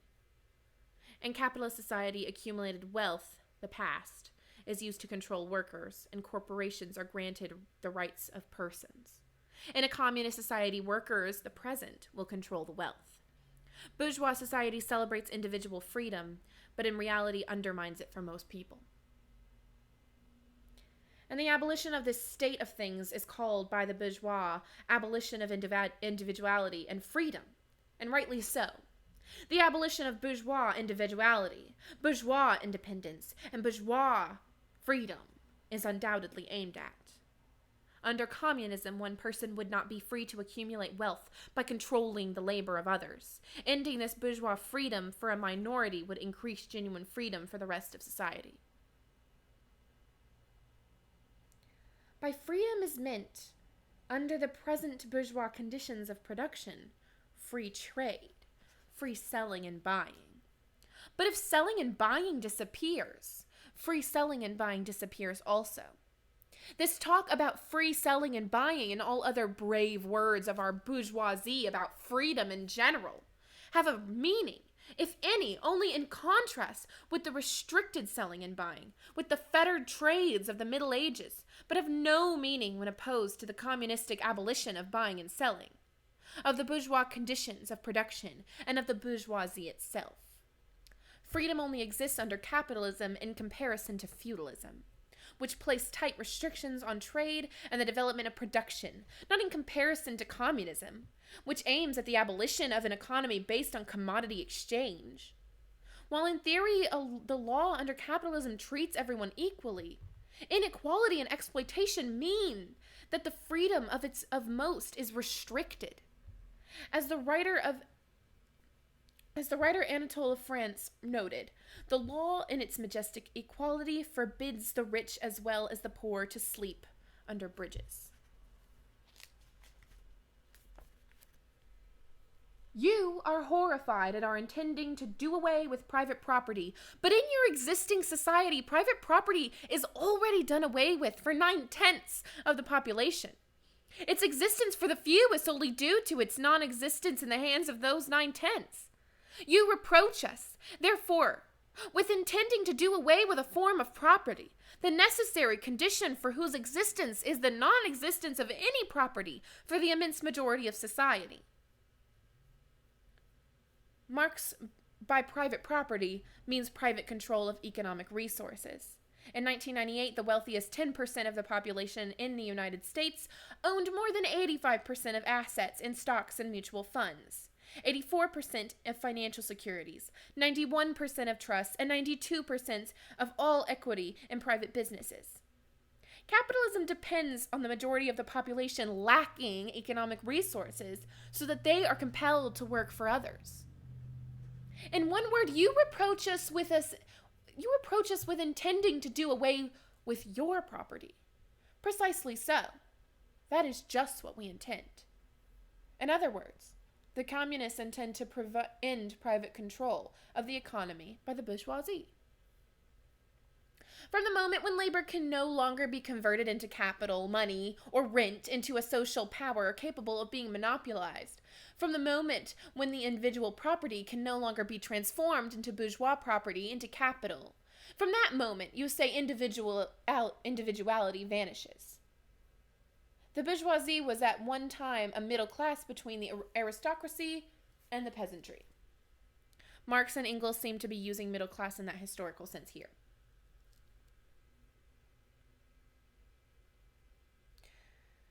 I read the wrong one, sorry. Oh well. I went a little ahead. Okay. You must therefore confess that by individual you mean no other person than the bourgeoisie, other than the middle class owner of property. This person must indeed be swept out of the way and made impossible. That's what I was supposed to read that other annotation for.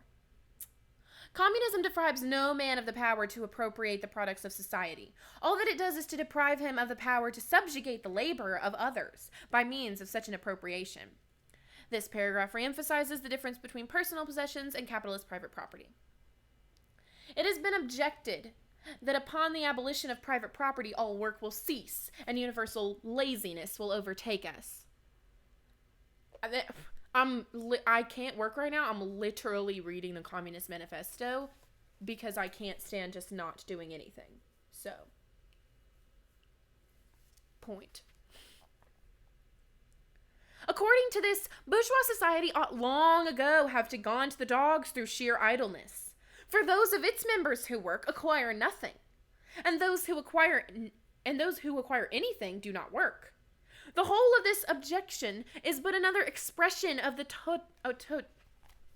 tautology that there can no longer be any wage labor when there is no longer any capital. Marx and Engels now briefly turn their attention to the criticism of communism, that communism will destroy the incentive to work. Under capitalism, those who work the hardest gain the least, while those who gain the most accumulate wealth, though they do nothing. In post-capitalist society, it is a truism that no one will have to work to make others rich in order to survive.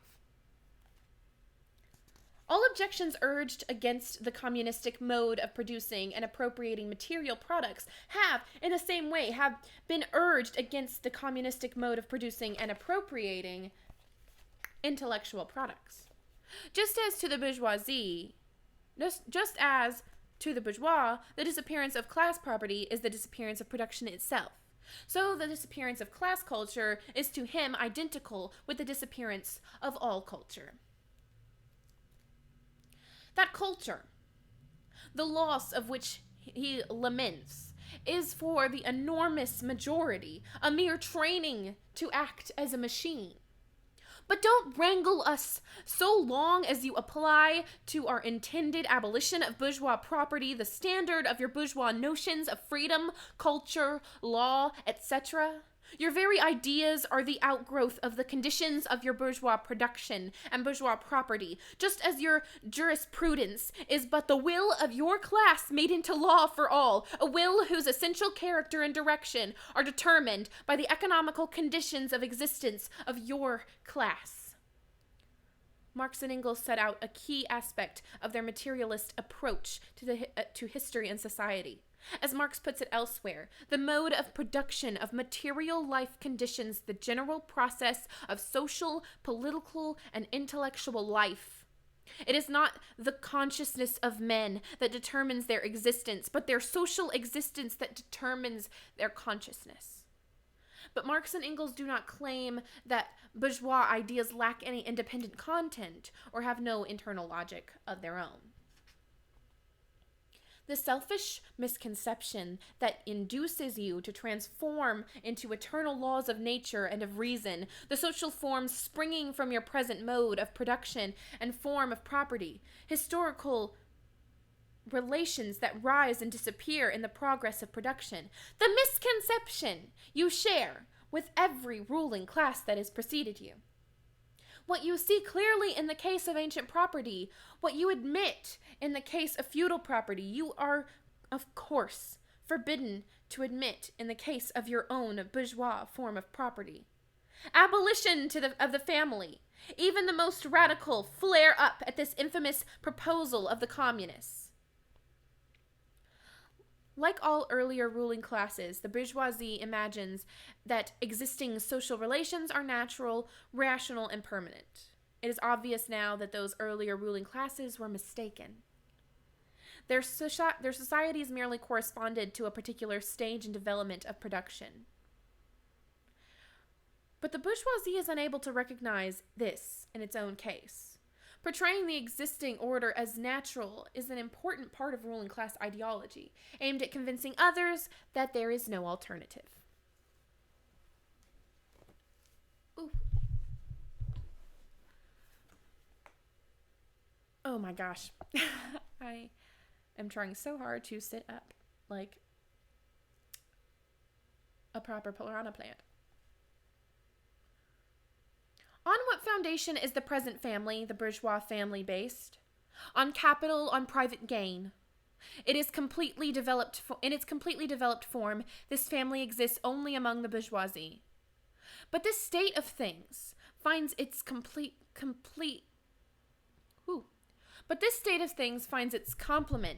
in the practical absence of the family among the proletarians and in public prostitution. The bourgeois family will vanish as a matter of course when its complement vanishes, and both will vanish with the vanishing of capital. Many early socialists, echoing ideas in Plato's Republic, believed that some form of communal living should replace the private family. However, Marx and Engels' main point is that capitalism itself tends to pull working class families apart. In the 1840s, there was a concern that industrial exploitation might destroy family life entirely. When capitalism is transcended, new social structures, including new family structures, will develop. Do you charge us with wanting to stop the exploitation of children and their parents? By their parents?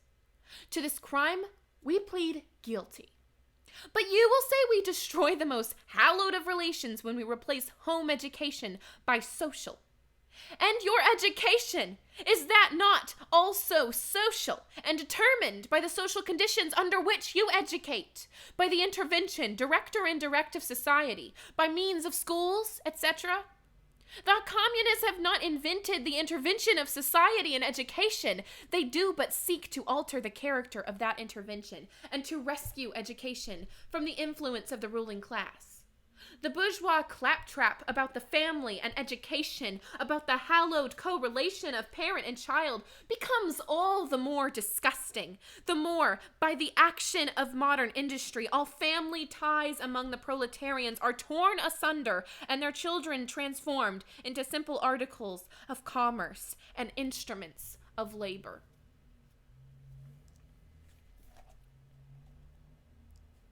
The idea of universal, publicly funded education was still a radical one in the mid-19th century.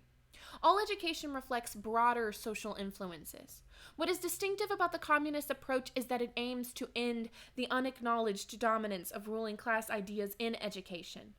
In the mid-19th century, child labor was common, as it still is in much of the world today, including the United States. Contemporary politicians still pose as defenders of family values, while enacting policies that harm working families and benefit corporations.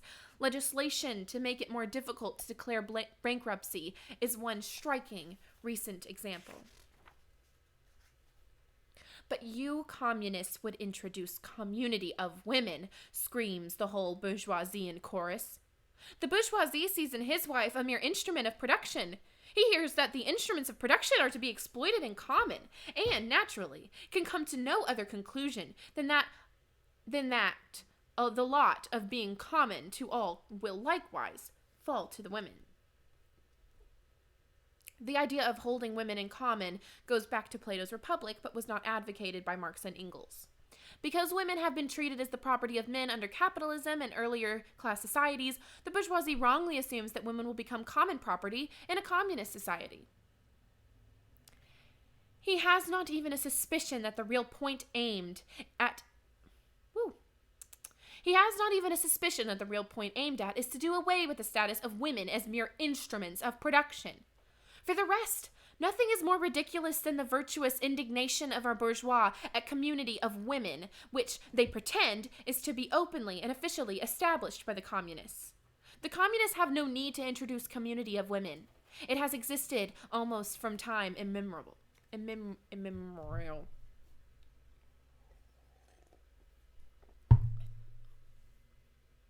Communism will do away with women's status as property. The goal is liberation and full equality for women and men. In the following paragraphs, Marx and Engels point out the hypocrisy of the bourgeoisie with respect to the morality of marriage and sexual relations. Our bourgeois, not content with having the wives and daughters of their proletarians at their disposal, not to speak of common prostitutes, take great pleasure in seducing each other's wives. Bourgeois marriage is in reality a system of wives in common, and thus, at the most, what the communists might possibly be reproached with is that they desire to introduce in substitution for a hypocritically concealed and openly legalized community of women. For the rest, it is self-evident that the abolition of the present system of production must bring with it the abolition of the community of women springing from that system of prostitution, both official and unofficial. The communists are further reproached with desiring to abolish countries and nationality. The workers have no country. We cannot take them from what they have not got, since the proletariat must first of all acquire political supremacy, must rise to be the leading class of the nation, must constitute itself the nation. It is, so far, itself national, though not in the bourgeois sense of the word. Workers in one country have many more interests in common with workers in other countries than with the capitalists in their own country. The working class movement in any country needs a national focus only because its first task is to overthrow its own ruling class. Thank you, Matt. National division and antagonisms between peoples are daily more and more vanishing, owing to the development of the bourgeoisie, the freedom of commerce to the world market, to uniformity in the mode of production, and in the conditions of life corresponding thereto. Marx and Engels emphasize one tendency that exists under Sometimes I need to burp and I have to try to get over it. Marx and Engels emphasize one tendency that exists under capitalism, but ignore competing forces, including efforts to propagate nationalism by ruling classes to promote their own interests. Draper suggests that Marx and Engels are mainly describing the attitude workers should have towards such ideology. The supremacy of the proletariat will cause them to vanish faster. United action of the leading civilized countries, at least, is one of the first conditions for the emancipation of the proletariat.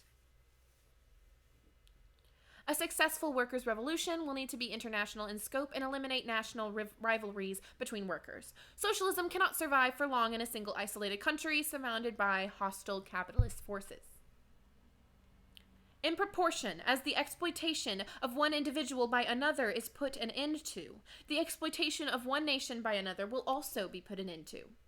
In proportion as the antagonism between classes within the nation vanishes, the hostility of one nation to another will come to an end. Just as successful workers' revolutions will end in the economic exploitation of wage labor, it will also end the colonial imperialist exploitation of less developed countries by more developed ones. The charges against communism made from a religious and philosophical and generally from an ideological standpoint are not deserving of detailed examination. Does it require deep intuition to comprehend that man's ideas, views, and conceptions, in one word, man's consciousness, changes with every change in the conditions of his material existence, in his social relations, and in his social life? In the next few paragraphs, Marx and Engels elaborate on their materialistic perspective, philosophical, religious, and ideological criticisms of communism are dismissed as expressions of existing social relations. What else does the history of ideas prove than that intellectual production changes its character in proportion as materials production is changed? The ruling ideas of age have ever been the ideas of its ruling class. When people speak of the ideas that revolutionize society, they do but express the fact that within the old society the elements of a new one have been created, and that the dissolution of the old ideas keep even pace with the dissolution of the old conditions of existence. It's just a shame that you can't see my eyebrows when my bangs go back to being in the middle. That's all.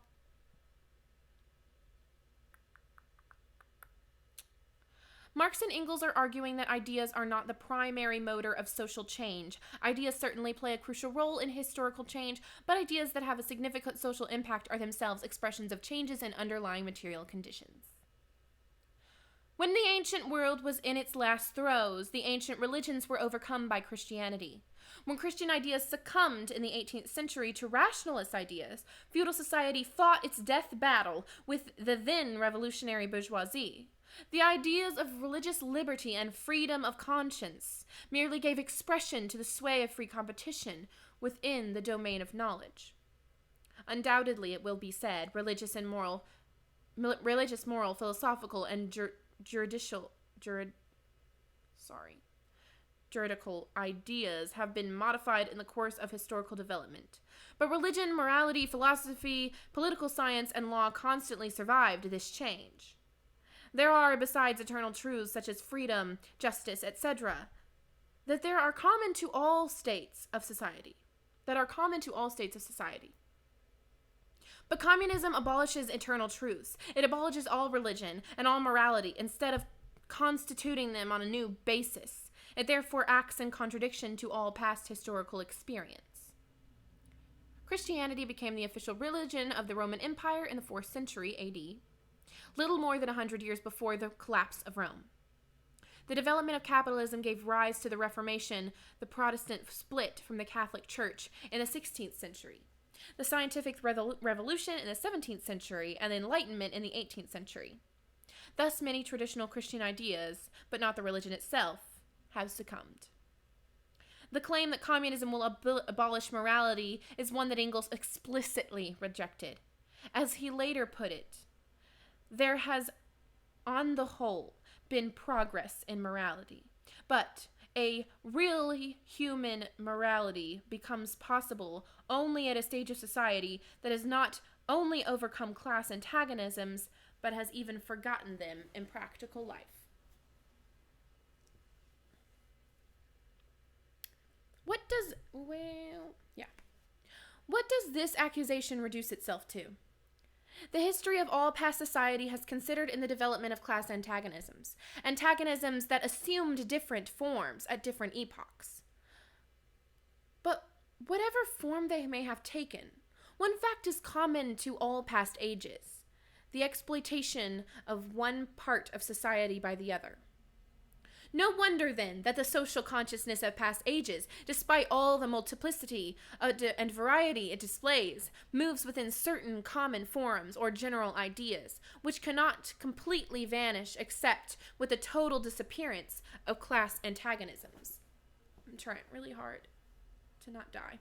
The communist revolution is the most radical rupture with traditional property relations. No wonder that its development involves the most radical rupture with traditional ideas. But let us have done with the bourgeois objections to communism. We have seen above that the first step to revolution by the working class is to raise the proletariat to their position of ruling class, to win the battle of democracy. Following the short-lived Paris Commune of 1871, Marx and Engels conceded that the conquest of power would have to involve the destruction of the old bureaucratic state and its replacement by radically new institutions based on directly elected and revocable workers' delegates to permit real democratic control. The proletariat will use its political supremacy to wrest, by degrees, all capital from the bourgeoisie, to centralize all instruments of production in the hands of the state, of the proletariat organized as the ruling class, and to increase the total of productive forces as rapidly as possible. Political power can change hands quickly in a revolution, but the large-scale transformation of social and economic relations will take much longer. Over time, the most important sectors of the economy will be placed under state control. Note, though, that the state controlled by itself is not socialism. What matters is control by a democratic workers' state. Of course, in the beginning, this cannot be effected except by means of despotic inroads on the rights of property and on the conditions of the bourgeois production, by means of measures, therefore, which appear economically insufficient and untenable, but which, in the course of the movement, outstrip themselves, necessitate further inroads upon the old social order that are unavoidable as a means of entirely revolutionizing the mode of production. Transformation of the economy will require coercive steps, because the bourgeoisie will not willingly agree to surrender its economic power. No individual economic measure will by itself create a new mode of production, and each alone may appear unsustainable. But together they will create a momentum that will in time bring about the replacement of capitalism by socialism. These measures will of course be different in different countries. Nevertheless, in the most advanced countries, the following will be pretty generally applicable. 1. Abolition of property in land and application of all rents of land to public purposes. 2. A heavy progressive or graduated income tax. 3. Abolition of all right of inheritance. 4. Confiscation of the property of all immigrants and rebels. 5. Centralization of credit in the hands of the state by means of a national bank with state capital and an exclusive monopoly. 6. Centralization of the means of communication and transport in the hands of the state. 7. Extension of factories and instruments of production owned by the state, the bringing into cultivation of wastelands, and the improvement of the soil generally in accordance with common plan. 8. Equal liability of all labor, establishment of industrial armies, especially for agriculture. 9. Combination of agriculture with manufacturing industries, gradual abolition of the distinction between town and country by a more equitable distribution of the population over the country. 10. Free education for all children in public schools, abolition of children's factory labor in its present form, combination of education with industrial production, etc. There is an annotation here that tries to break those things down in a more digestible fashion. So I'm basically going to read the exact same thing again, but it might make more sense to somebody who maybe doesn't know what those other things meant. And I understand that. Just letting you know it's going to kind of sound repetitive. Marx and Engels list here a set of demands formulated by the Communist League, which would move the economy in a social direction. 1. Marx and Engels later drew a distinction between large landowners and small ones, those whose property would be seized versus whose property would not. 2. A tax progressive when those who are better off pay at a higher rate. 3. Ending inheritance would promote greater economic and social equality. 4. The targets here are those who flee the country or support counter-revolution. 5. The abolition of private banks would be a further limitation on the freedom of capital. 6. The reference to communication was added in Moore's translation following the introduction of the telephone. 7. State ownership of factories would be a further limitation of capitalist property relations. Marx and Engels also raise environmental issues here, which they discussed extensively elsewhere. Capitalist accumulation destroys the natural environment, creating problems that can only be solved by socialist planning. 8. Everyone will be required to work if capable. By an industrial army, Marx and Engels mean a program of public employment. 9. This is just more environmental issues. 10. The final sentence proposes including work experience as a part of a well-rounded education. Draper notes that this idea was later taken up by the progressive school movement.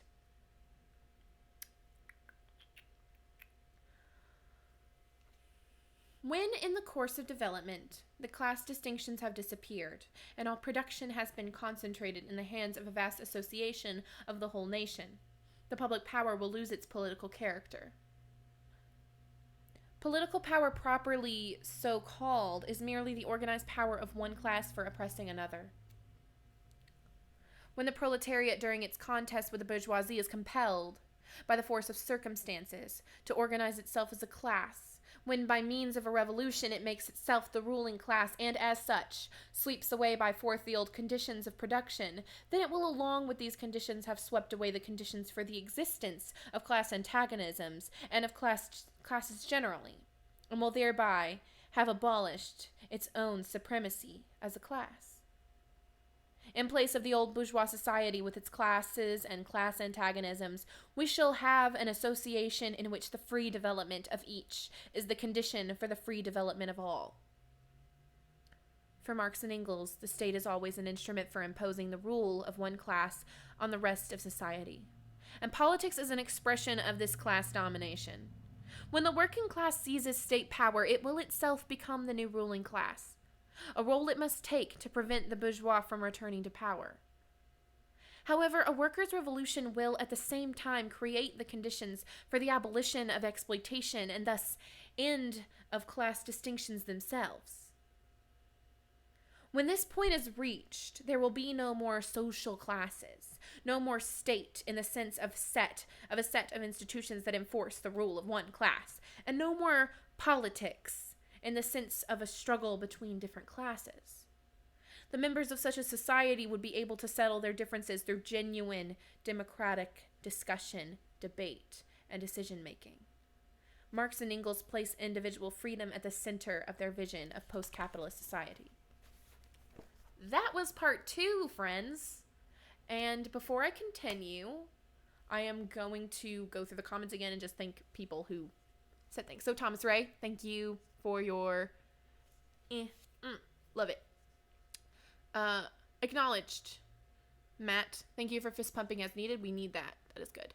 The pity party. I love it too. This was a lot of a weird thing that I'm doing. The sentence started somewhere, ended up somewhere else. I've been reading a lot. My brain is... And you're welcome, American Beat. Aw, the pity party said they're gonna subscribe to me. I don't upload to this YouTube channel, but I might do more of this if it's interesting to people. Okay, so before I continue, I am going to shift because my back is actually dying. So I'm just going to, hold on. Oh, I'll turn it this way. Will this work? No. There are a lot of wires here. I'm just trying to turn my laptop to work and still kind of like see you guys' comments and stuff. But anyway, all right, we got this. So I'm gonna come lay over here, which is exactly why I set this up over here, because I knew eventually I would no longer be interested in reading all sitting up straight like that. So, yeah, this guy's gonna have to, you're gonna have to go. It's not as pretty as, it was never really all that pretty. You can barely see it regardless. I tried. It's like this faint outline. But anyway, if you were just now joining, or if you weren't unaware of what's happening, you didn't know how to read the title, I don't know, Piranha Plant here, Comrade Piranha Plant, and I am reading the Communist Manifesto. I'm realizing there's some other shifts that are going to have to be done. This is smart, right? Just having open water over the laptop and the microphone. I am a genius. I am a genius. Okay. Okay. Yeah. Here we go. This is good. Okay. Oh, Lord. Again, just gonna check Facebook for a second. Just get rid of the whatchamacallums, you know? Okay. So, let's see. Yes. Actually. Yes. Okay. So, we have... So, I'm not gonna stop, I promise. You know, if I can't fucking do this, man, we're screwed.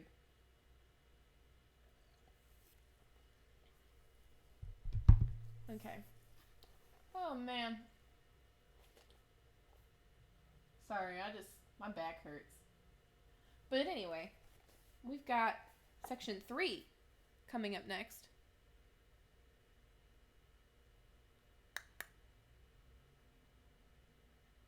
It's having trouble.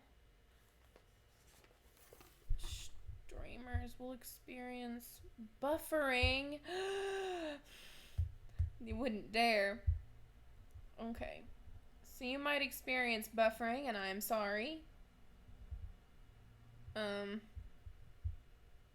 It's not really explaining to me how to fix the problem, so.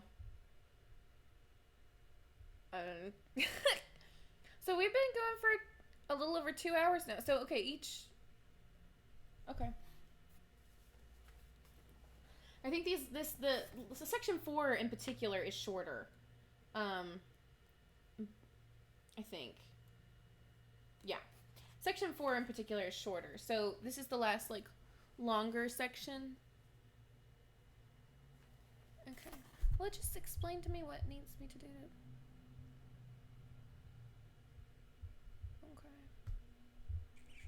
Oh no, y'all. It's,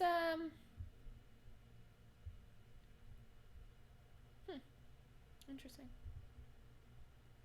Sorry, it's just kind of trying to explain to me that why my stream is not super great, but I'm cool with this. I think we're gonna be okay. So, once again, I am Comrade Piranha Plant, and I am reading the Communist Manifesto. Section 3, Socialist and Communist Literature. 1. Reactionary Socialism. A. Feudal Socialism. In the early 19th century, socialism was used very broadly to refer to any concern with the social problems produced by capitalism. Reactionary socialists wanted to solve these problems by returning to an earlier form of society. Owing to their historical position, it became the vocation of the aristocracies of France and England to write pamphlets against the modern bourgeois society. In the French Revolution of July 1830 and in the English Reform agitation, these aristocracies again succumbed to the hateful upstart. Thenceforth, a serious political contest was altogether out of the question. A literary battle alone remained possible. What a terrible way to read that sentence. A literary battle alone remained possible. But even in the domain of literature, the old cries of the Restoration period had become impossible. Not the English Restoration, but the French Restoration. In 1830, the French bourgeoisie overthrew the Bourbon dynasty, restored after Napoleon's defeat in 1814, and replaced it with a constitutional monarchy represented by the citizen king Louis Philippe. In the 1832 Reform Act in Britain modestly expanded voting eligibility and abolished some of the more blatantly biased aspects of the parliamentary system, strengthening the bourgeois influence in the House of Commons. These developments marked the final subordination of the landed aristocracy to the bourgeoisie. In order to arouse sympathy, the aristocracy was obligated to lose sight, apparently, of its own interests, and to formulate its indictment against the bourgeoisie, in the interest of the exploited working class alone. Thus, the aristocracy took their revenge by singing lampoons on their new master and whispering in his ear sinister prophecies of coming catastrophe. A lampoon is a satirical attack. The coming catastrophe will be the culmination of capitalism's growing social problems. In this way arose feudal socialism, half lamentation, half lampoon, half echo of the past, half menace of the future, at times, by its bitter, witty, and incisive criticism, striking the bourgeoisie to the very heart's core, but always ludicrous in its effect, though through total incapacity to comprehend the march of modern history. The feudal socialism of the aristocrats both mourns and ridicules bourgeois society. It looks back wistfully to the past while warning of the coming catastrophe to which bourgeois society is headed. What the feudal socialists fail to see is that historical changes have made a return to the past impossible.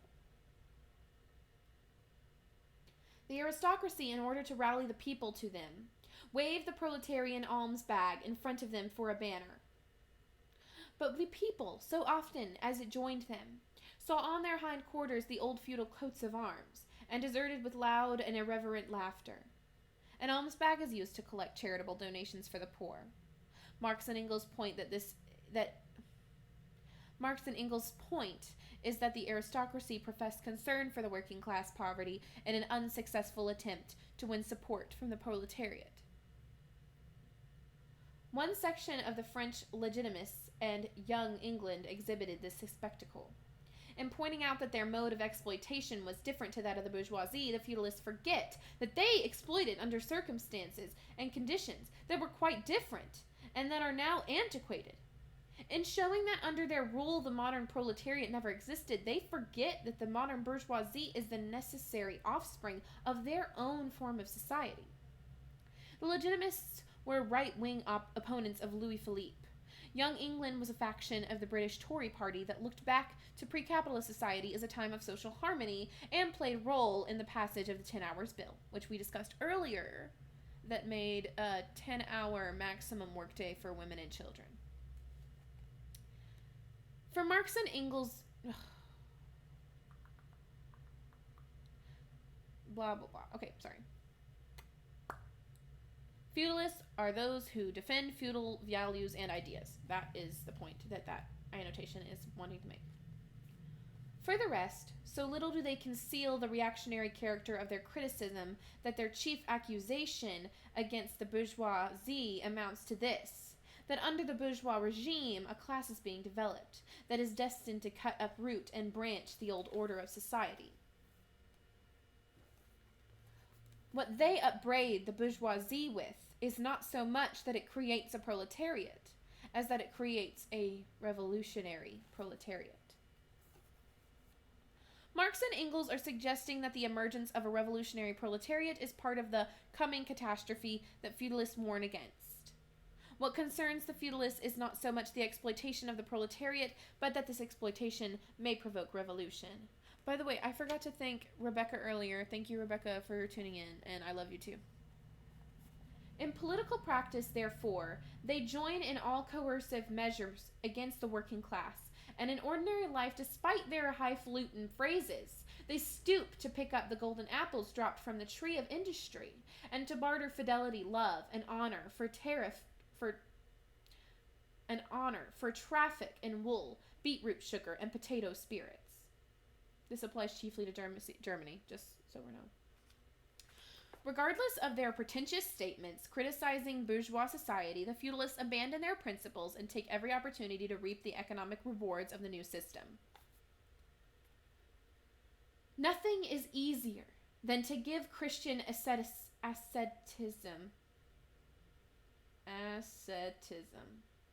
Yeah.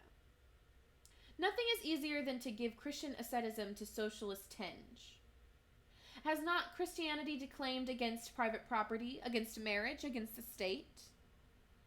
Has it not preached in the place of these charity and poverty, celibacy and mortification of the flesh, monastic life and mother church? Religious socialism is but the holy water with which the priest consecrates the heart burnings of the aristocrat. According to Marx and Engels, clerical or religious socialism is like feudal socialism, a backward-looking doctrine. Mortification of the flesh means denial of one's physical appetites.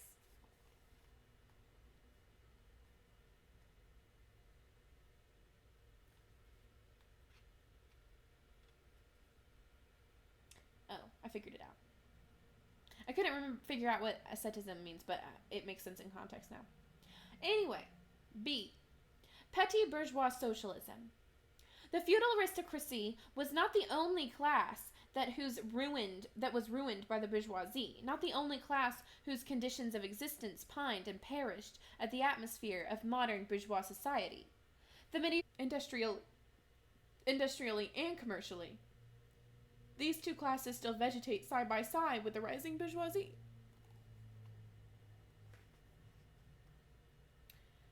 The petty bourgeoisie consists of people whose economic situation places them between capitalists and workers. By describing an ideology as petty bourgeois, Marx and Engels are saying that it reflects the mental outlook or material interests of such people. The description is not simply an insult. Marx and Engels are thinking particularly of mid-19th century Germany. In countries where modern civilization has become fully developed, a new class of petty bourgeois has been formed, fluctuating between proletariat and bourgeoisie, ever renewing itself as a supplementary part of bourgeois society. The individual members of this class, however, are being constantly hurled down into the proletariat by the action of competition, and as modern industry develops, they even see the moment approaching when they will completely disappear as an independent section of modern society, to be replaced in manufacturers, agriculture, and commerce by labor overseers and stewards.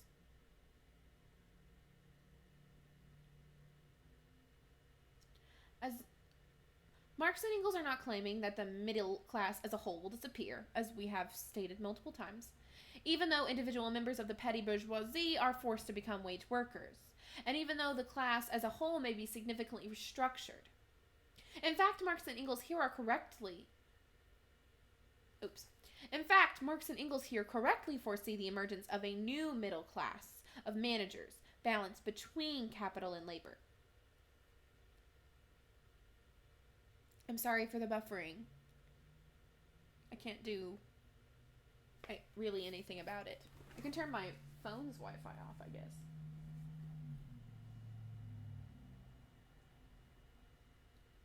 Maybe that's the issue. I mean, it's probably not, but... Okay. So, where we left off, the new middle class is emerging, or has emerged, and Marx and Engels foresaw that. In countries like France, where the peasants constitute far more than half of the population, it was natural that writers who sided with the proletariat against the bourgeoisie should use, in their criticism of bourgeois regime, the standard of the peasant and petty bourgeois. And from the standpoint of these intermediate classes should take up the cudgels for the working class. Thus arose petty bourgeois socialism. Sismondi was the head of this school, not only in France but also in England. Jean-Charles Léonard-Simon de Simondi was a Swiss political economist who argued that economic crises are unavoidable under capitalism and who advocated state intervention to protect small producers from being swallowed up by larger ones. The school of socialism dissected with great acuteness the contradictions in the conditions of modern production. It laid bare the hypocritical apologies of economists. It laid bare the hypocritical. Gee whiz. I'm going to start this one over. This school of socialism dissected with great acuteness the contradictions in the conditions of modern production. It laid bare the hypocritical apologies of economists. It proved the disastrous effects of machinery and division of labor, the concentration of capital and land in a few hands. Overproduction and crises, it pointed out the inevitable ruin. Okay, hold on. The concentration of capital and land in a few hands.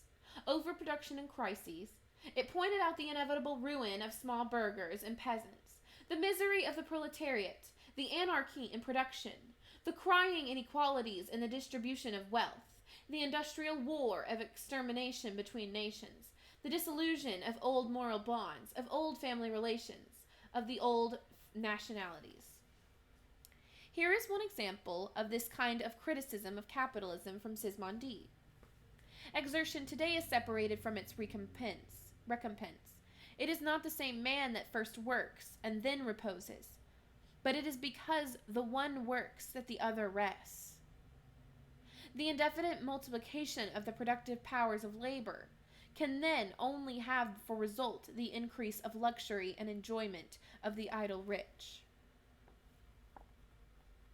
In its positive aims, however, this form of socialism aspires to either to restoring the old means of production and of exchange, and with them the old property relations in the old society, or to cramping the modern means of production and of exchange within the framework of the old property relations that have been, and were bound to be, exploded by those means. In either case, it is both reactionary and utopian. Its last words are corporate guilds for manufacture, patriarchal relations in agriculture. Ultimately, when stubborn historical facts had dispersed all intoxicating effects of self-deception, this form of socialism ended in a miserable fit of the blues. In other words, petty bourgeois socialism, like feudal socialism, looks to the past for solutions. See German, or German or true socialism. True socialism is actually a variety of petty bourgeoisie socialism. True is in quotes, if that is applicable here. No. Just if you need to know it. It's information for you. The socialist and communist literature of France, a literature that originated... Y'all. Be appreciative. Got no more energy left. The socialist and communist literature of France, a literature that originated under the pressure of a bourgeoisie in power, and that was the expression of the struggle against this power, was introduced into Germany at a time when the bourgeoisie in that country had just begun its contest with feudal absolutism. Germany lagged behind France and Britain politically and economically in the first half of the 19th century. German philosophers, would-be philosophers, and beaux esprits eagerly seized on this literature, only forgetting that when these writings emigrated from France into Germany, French social conditions had not immigrated along with them. In contact with German social conditions, this French literature lost all its immediate practical significance and assumed a purely literary aspect. It was bound to appear to be idle speculation about the true society, about the realization of human nature. Thus, to the German philosophers of the 18th century, the demands of the First French Revolution were nothing more than the demands of practical reason in general, and in the utterance of the will of the revolutionary French bourgeoisie signified. In their eyes, the laws of pure will, of will as it was bound to be, of true human will generally. Beaux esprits literally means fine minds. In other words, cultivated or educated people. In Germany, where the bourgeoisie was not yet in power, intellectuals interpreted socialism as humanistic ideal, abstracted from the realities of class struggle and capitalism. Something that could be achieved by appealing to the people's better natures. In this, they were following in the footsteps of the German philosopher Immanuel Kant, who published his Critique of Practical Reason, which attempts to provide the rational basis for morale. I just can't read very well. Anyway, which attempts to provide a rational basis for moral principles and a just society. In 1788, on the eve of the Great French Revolution, Kant viewed the French bourgeoisie as motivated by rational morality than by their own material interests. Sorry, this thing cuts words off in the middle of them, and makes it hard to read them in full without sounding like a fool. The work of German literati consisted solely in bringing the new French ideas into harmony with their ancient philosophical conscience, or rather, in annexing the French ideas without deserting their own philosophic point of view. The German true socialists attempted to merge Kantian and socialist ideas, thereby depriving socialism of its class perspective. This annexation took place in the same way in which a foreign language is appropriated, namely by translation. It is well known how the monks wrote silly lives of Catholic saints over the manuscripts on which the classical works of ancient heathendom had been written. The German literati reversed this process with the profane French literature. They wrote their philosophical nonsense beneath the French original. For instance, beneath the French criticism of the economic functions of money, they wrote alienation of humanity. And beneath the French criticism of the bourgeois state, they wrote dethronement of the category of the general, and so forth. German philosophers replaced the concrete ideas of French socialism with philosophical generalities. Earlier in the 1840s, Marx and Engels had to retrace this path in the opposite direction, moving from the abstractions of Hegelian. Sorry, I know I pronounced that wrong, but I know Hegel and I know what Lenin is, so. Philosophy to the study of political economy.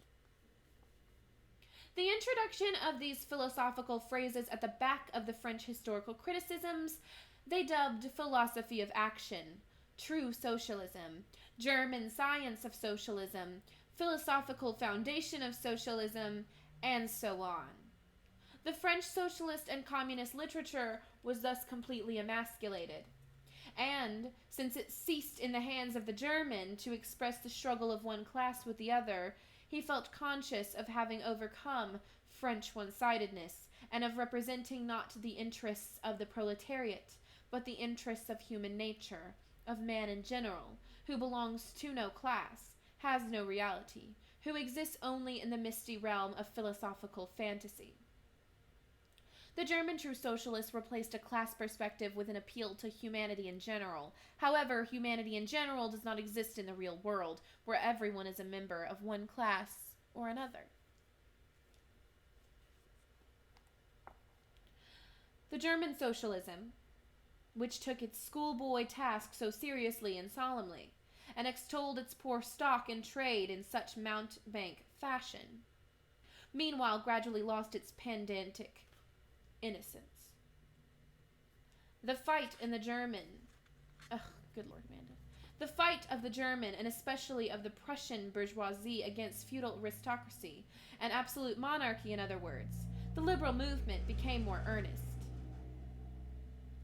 In the 1840s, the German bourgeoisie began to challenge the landowners and their structures of feudal power. The liberal movement fought for basic democratic rights, including representative government and free speech. A mountebank is a charlatan or a trickster, such as a peddler of quack medicines.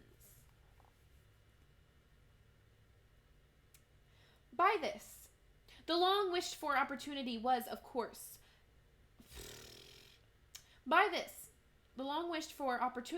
offered to true socialism, of confronting the political movement with the socialist demands, of hurling the traditional anathemas against liberalism, against representative government, against bourgeois competition, bourgeois freedom of the press, bourgeois legislation, bourgeois liberty and equality, and of preaching to the masses that they had nothing to gain and everything to lose by this bourgeois movement. German socialism forgot in the nick of time that the French criticism, whose silly echo it was, presupposed the existence of modern bourgeois society, with its corresponding economic conditions of existence, and the political constitution adapted thereto, the very things whose attainment was the object of pending struggle in Germany. The demands of the bourgeois movement in Germany in the 1840s were, in Marx and Engels' view, politically and socially progressive. They needed to be supported, even though they did not go far enough. Instead, by criticizing the German bourgeoisie as if, like its French counterpart, it had already won its political demands, the true socialists combined moralism, appeal to abstract moral principle, with ultra-leftism, making a supposedly left-wing critique without taking into account the actual social and political circumstances. In practice, this verbal leftism covered over conservative cowering before the status quo. To the absolute governments, with their following of parsons, professors, country squires, and officials, it served as a welcome scarecrow against the threatening bourgeoisie. It was a sweet finish after the bitter pills of flogging and bullets with which these same governments, just at the time, dosed the German working class risings. While this true socialism thus served the government as a weapon for fighting, the German bourgeoisie, it, at the same time, directly represented reactionary interests, the interests of German Philistines. In Germany, the petty bourgeois class, a relic of the 16th century, and since then constantly cropping up again under various forms, is the real social basis of the existing state of things. Philistines refers to the smug and ignorant middle class, which Marx and Engels see as providing the social base for the existing German regimes. To preserve this class is to preserve the existing state of things in Germany. The industrial and political supremacy of the bourgeoisie threatens it with certain destruction, and on the one hand, from the concentration of capital, on the other, from the rise of a revolutionary proletariat. True socialism appeared to kill these two birds with one stone.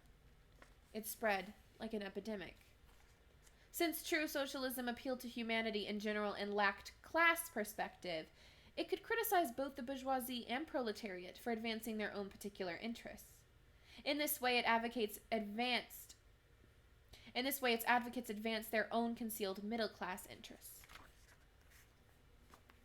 The robe of speculative cobwebs, embroidered with flowers of rhetoric, steeped into the dew of sickly sentiment, this transcendental robe in which the German socialists wrapped their sorry, eternal truths, all skin and bone, served to wonderfully increase the sale of their goods amongst such a public. Marx and Engels saved a particular venom for the proponents of true socialism, who they see as providing left-wing cover for feudalism. And on its part, German socialism recognized more and more its own calling as the bombastic representative of the petty bourgeois Philistine. Bombastic meaning pompous. It proclaimed the German nation to be the model nation, and the German petty Philistine to be the typical man. To every villainous meanness of this model man, it gave a hidden, higher, socialistic interpretation, the exact contrary of its real character. It went to the extreme length of directly opposing the brutally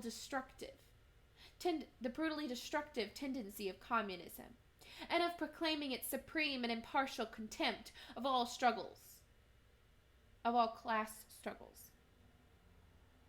With very few exceptions, all the so-called socialist and communist publications that now circulate in Germany belong to the domain of this foul and enervating literature. According to Marx and Engels, the true socialists idealized German society while rejecting basic class struggle, which they viewed as brutally destructive. This political current disappeared after the upheaval of the 1848 revolutions. Enervating means weakening or deadening. Thank you, I really did not know that. 2. Conservative or bourgeois socialism. Recall that Marx and Engels are using socialism very broadly to mean any program of social reform. I'm going to drink some water.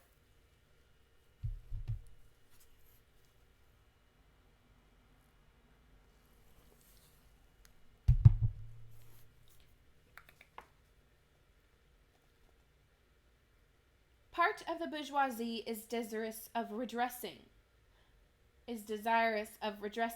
social grievances in order to secure the continued existence of bourgeois society.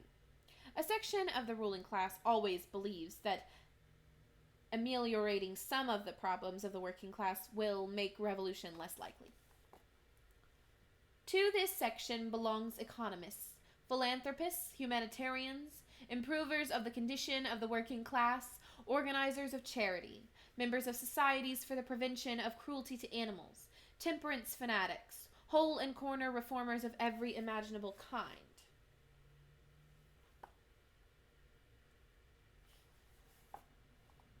This form of socialism has, moreover, been worked out into complete systems. Marx and Engels reserve special criticism for any conception of socialism in which working class is considered a passive receptacle for the schemes of others, rather than the active creator of its own liberation. We cite Proudhon's Philosophie de la Misère as an example of this form. The French writer Pierre-Joseph Proudhon, sorry if I pronounced that wrong, was a founder of anarchism, opposition to all government, but at this time was known for his advocacy of credit unions. His philosophy of poverty was published in 1847. Marx wrote a stinging response to his ideas in The Poverty of Philosophy. The socialistic bourgeois want all these advantages of modern social conditions without the struggles and dangers necessarily resulting therefrom. They desire the existing state of society minus its revolutionary and disintegrating elements. They wish for a bourgeoisie without a proletariat.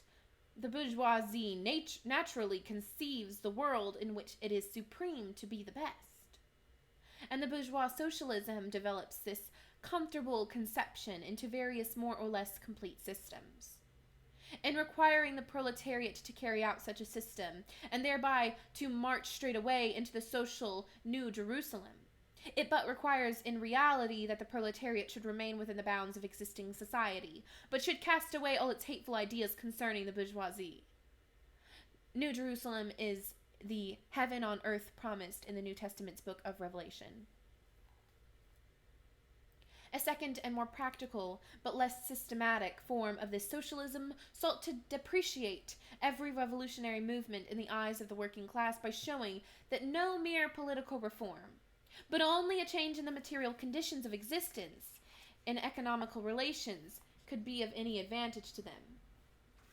By changes in the material conditions of existence, this form of socialism, however, by no means understands abolition of the bourgeois relations of production, an abolition that can be effected only by a revolution, but administrative reforms, based on the continued existence of these relations reforms, therefore, that in no respect affect the relations between capital and labor, but at the best lessen the costs and simplify the administrative work of bourgeois government. This version of bourgeois socialism attempts to dismiss political reforms by falsely counterposing them to economic ones, while interpreting the latter to mean simply a more efficient form of administration. Even if the economical demands had become more radical, it is wrong to counterpose economic and political demands. Greater political freedom, for example, makes it easier to win economic changes. Bourgeois socialism attains adequate expression when and only when it becomes a mere figure of speech. Free trade for the benefit of the working class, protective duties for the benefit of the working class, prison form for the benefit of the working class. That is the last word, and the only seriously meant word of bourgeois socialism. It is summed up in the phrase, "The bourgeois is a bourgeois," for the benefit of the working class. Marx and Engels seem to mean that bourgeois social reform is a deception that does not really improve the situation of the working class. Capitalist politicians today still claim their policies will benefit workers.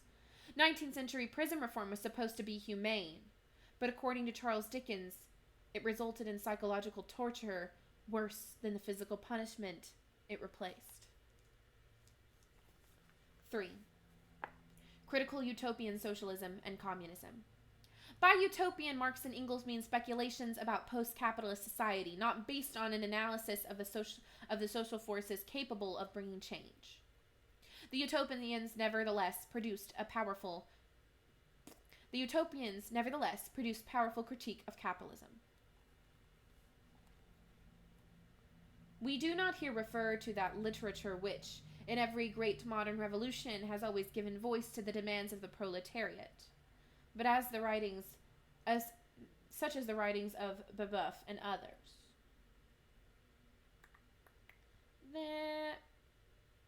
Not worth it. The first direct attempts of the proletariat to attain its own ends, made in times of universal excitement, when feudal society was being overthrown, necessarily failed, owing to the then undeveloped state of the proletariat, as well to the absence of the economic conditions for its emancipation, conditions that had yet to be produced, and that could be produced by the impending bourgeois epoch alone. The revolutionary literature that accompanied these first movements of the proletariat had necessarily a reactionary character. It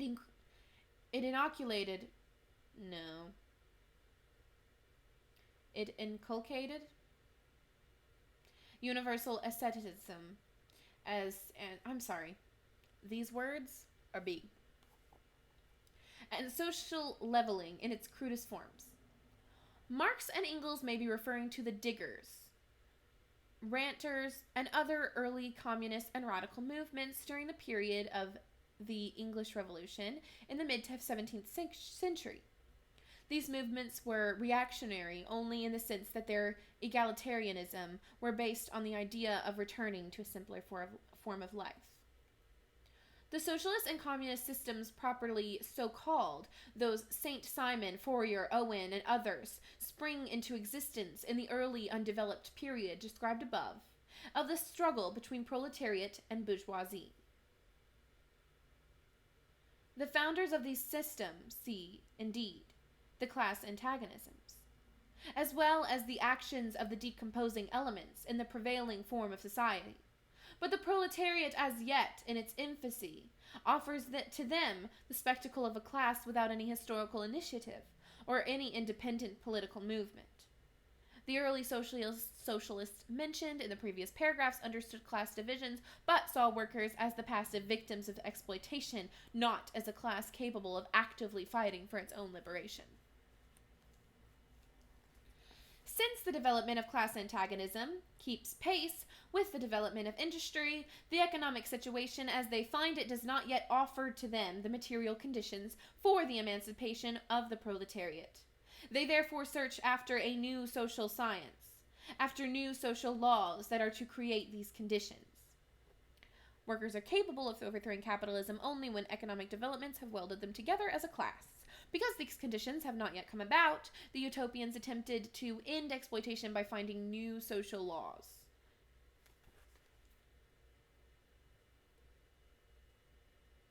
Social action is to yield to their personal inventive actions, historically created conditions of emancipation to fanciful ones, and the gradual, spontaneous class organization of the proletariat to an organization of society specially contrived by these inventors. Future history resolves itself, in their eyes, into the propaganda and the practical carrying out of their social plans. Instead of seeing a working class movement as central to the socialist transformation of society, the utopians see the key as making propaganda for their ideal communities or even beginning to establish them on a small scale. In the formation of their plans, they are conscious of caring chiefly for the interests of the working class as being the most suffering class. Only from the point of view of being the most suffering class does the proletariat exist for them. The underdeveloped state of the class struggle, as well as their own social status, causes socialists this kind to consider themselves far superior to all class antagonisms. They want to improve the condition of every member of society, even that of the most favored. Hence, they habitually appeal to society at large, without the distinction of class, nay, by preference to the ruling class. For how can people, when once they understand their system, fail to see in it the best possible plan of the best possible state of society? Because they believe their plans would appeal to everyone, the utopians look for support from everyone, particularly because of their resources, capitalists. Fourier reportedly advertised in vain for a wealthy patron to finance the establishment of the community he advocated. Hence, they reject all political, and especially all revolutionary action. They wish to attain their ends by peaceful means and endeavor, by small experiments, necessarily doomed to failure, and by the force of example, to pave the way for the new social gospel.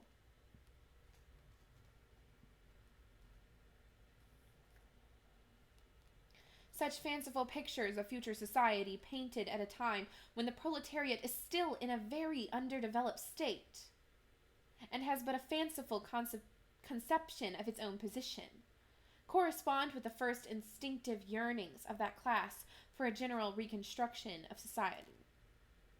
Marx and Engels here offer a materialist analysis of utopian socialism, seeing it as a reflection of the proletariat's relatively low level of class organization in the early 19th century. But these socialist and communist publications contain also a critical element. They attack every principle of existing society. Hence, they are full of the most valuable materials for the enlightenment of the working class. The practical measures proposed in them, such as the abolition of the distinction between town and country, of the family, of the carrying on of industries for the account of private individuals, and of the wage system, the proclamation of social harmony, the conversion of the functions of the state into a mere superintendence of production. All these proposals point solely to the disappearance of class antagonisms, which were at the time only just cropping up, and which in these publications are recognized in their earliest, indistinct, and undefined forms only. These proposals, therefore, are of a purely utopian character. Marx and Engels praise the early socialists for their thoroughgoing critiques of capitalism. Their positive proposals, however, required the abolition of class antagonisms, which, because of the relatively low level of class struggle at the time they were writing, they did not clearly understand. Nevertheless, Marx and Engels view some of the utopians' proposals as useful in helping us to imagine what a future socialist society might look like, even though the utopians did not understand how it could be created. By the conversion of the functions of the state into mere superintendents of production is meant replacing the repressive role of the state with the purely administrative task of managing the economy. The significance of critical utopian socialism and communism bears an inverse relation to historical development, in proportion as the modern class struggle develops and takes its definite shape. This fanciful standing apart from the contest, these fanciful attacks on it, lose all practical value and all theoretical justification. Therefore, although the originators of these systems were in many respects revolutionary, their disciples have in every case formed mere reactionary sects. They hold fast by the original views of their masters, in opposition to the progressive historical development of the proletariat. They therefore endeavor that consistently to deaden the class struggle and to reconcile the class antagonisms. They still dream of experimental realization of their social utopias, of founding individual phalansteres,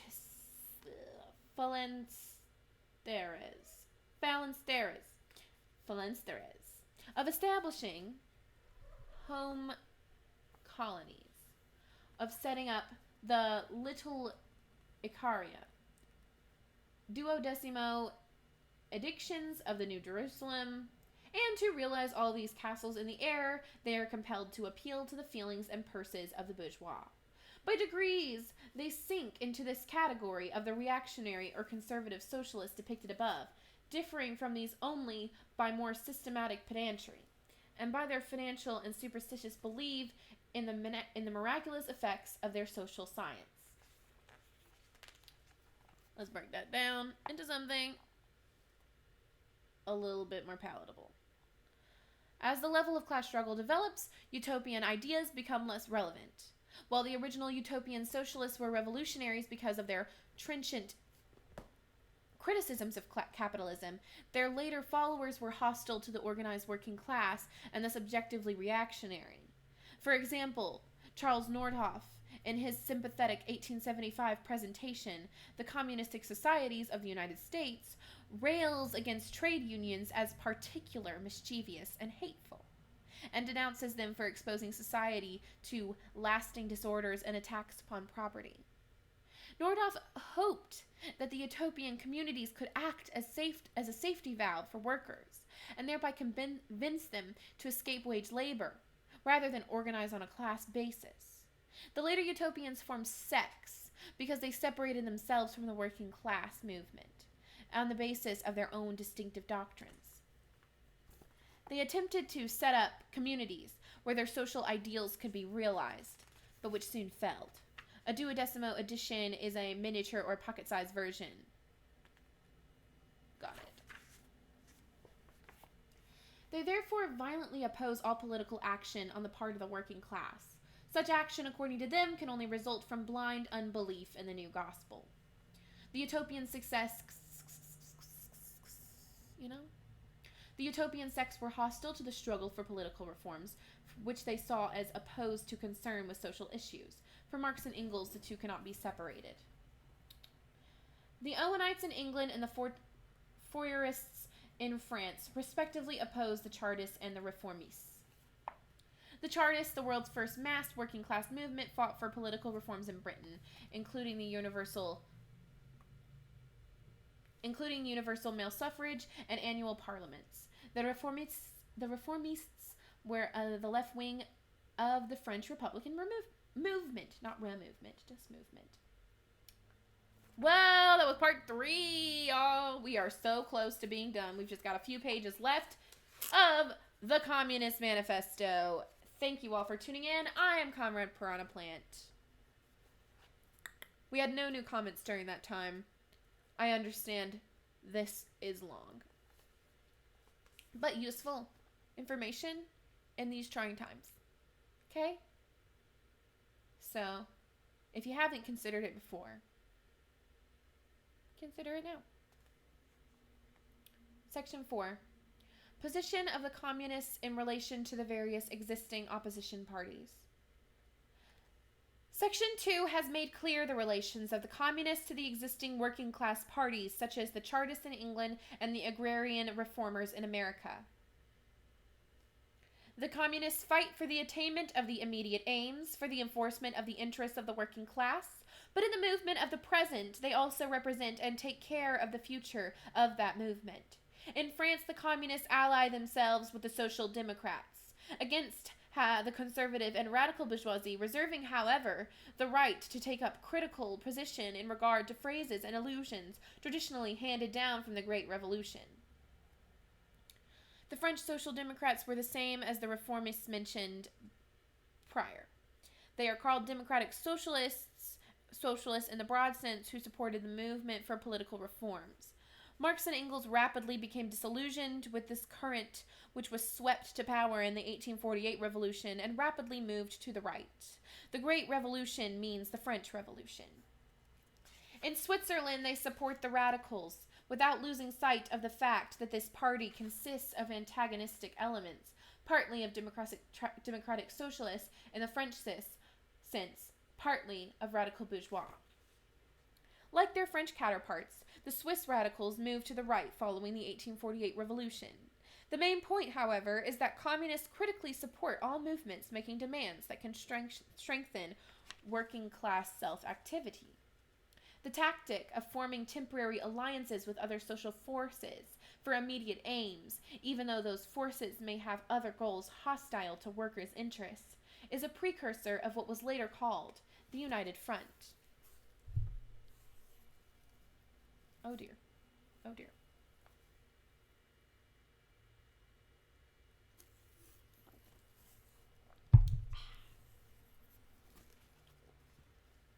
Among the Poles, they support the party that insists on the agrarian revolution as the prime condition for national emancipation, that party which fomented the insurrection of Krakow in 1846. Poles were fighting the division of their country by Russia, Prussia, and Austria. The Krakow insurrection was defeated by Russia and Austria within a few weeks, but created enormous support for Polish independence throughout Europe. But they never cease. Oops, my bad. In Germany, they fight with the bourgeoisie whenever it acts in a revolutionary way against the absolute monarchy, the feudal squirearchy, and the petty bourgeoisie. But they never cease for a single instant to instill into the working class the clearest possible recognition of the hostile antagonism between bourgeoisie and proletariat, in order that German workers may straightway use, as so many weapons against the bourgeoisie, the social and political conditions that the bourgeoisie must necessarily introduce, along with its supremacy, and in order that after the fall of reactionary classes in Germany, the fight against the bourgeoisie itself may immediately begin. Marx and Engels still believed the bourgeoisie would play a revolutionary role in feudal Germany. The 1848 revolution was to reveal that German capitalists were more worried by the working class than by feudalism. At this time, Marx and Engels saw the victory of the bourgeoisie against the absolutist feudal state as the necessary prelude to socialist revolution. As Engels put it in Principles of Communism, since the communists cannot enter upon the decisive struggle between themselves and the bourgeoisie until the bourgeoisie is in power, it follows that it is in the interest of the communists to help the bourgeoisie to power as soon as possible in order the sooner to be able to overthrow it. The communists turn their attention chiefly to Germany because that country is on the eve of a bourgeois revolution that is bound to be carried out under more advanced conditions of European civilization, and with much more developed proletariat than that of England, was the 17th, and of France was in the... Let me go back. The communists turn their attention chiefly to Germany, because that country is on the eve of a bourgeois revolution that is bound to be carried out under more advanced conditions of European civilization, and with much more developed proletariat than that of England was in the 17th, and of France in the 18th century. And because the bourgeois revolution in Germany will be but the prelude to an immediately following proletarian revolution. Marx and Engels believed that the bourgeois revolution in Germany would be followed by almost immediately by a working class revolution. After the events of 1848, in which German capitalists were more worried by the workers' movement than by the absolutist state, they concluded that even the struggle for democratic rights had to be led by the proletariat, and that a bourgeois democratic revolution would be part of a single process, culminating in socialist revolution. That is the theory of permanent revolution, later associated with Russian revolutionary Leon Trotsky, but advocated first by Marx and Engels. In short, the communists everywhere support every revolutionary movement against the existing social and political order of things. Socialists support all progressive movements, whether or not those movements have socialist politics. In all these movements, they bring to the front as the leading question in each, the property question, no matter what its degree of development at the time. By the property question, Marx and Engels mean how society's economic resources will be controlled. Communists participate in all progressive movements, whatever their politics, while continuing to argue for working class self-emancipation. Finally, The labor everywhere for the union and agreement of the democratic parties of all countries. The communists disdain to conceal their views and aims. They openly declare that their ends can be attained only by forcible overthrow of all existing social conditions. Let the ruling class tremble at a communist revolution. The proletarians have nothing to lose but their chains. They have a world to win. Workers of all countries, unite. This has been the Communist Manifesto, read aloud by Comrade Piranha Plant. I hope that those of you who participated enjoyed, and I hope that anyone who might happen upon this later in history will have a good experience with it. If you would like to see more of this, comment on this stream and let me know what other leftist materials you'd like to hear read aloud by Comrade Piranha Plant or perhaps some other comrade cosplay. Thank you. And fuck capitalism.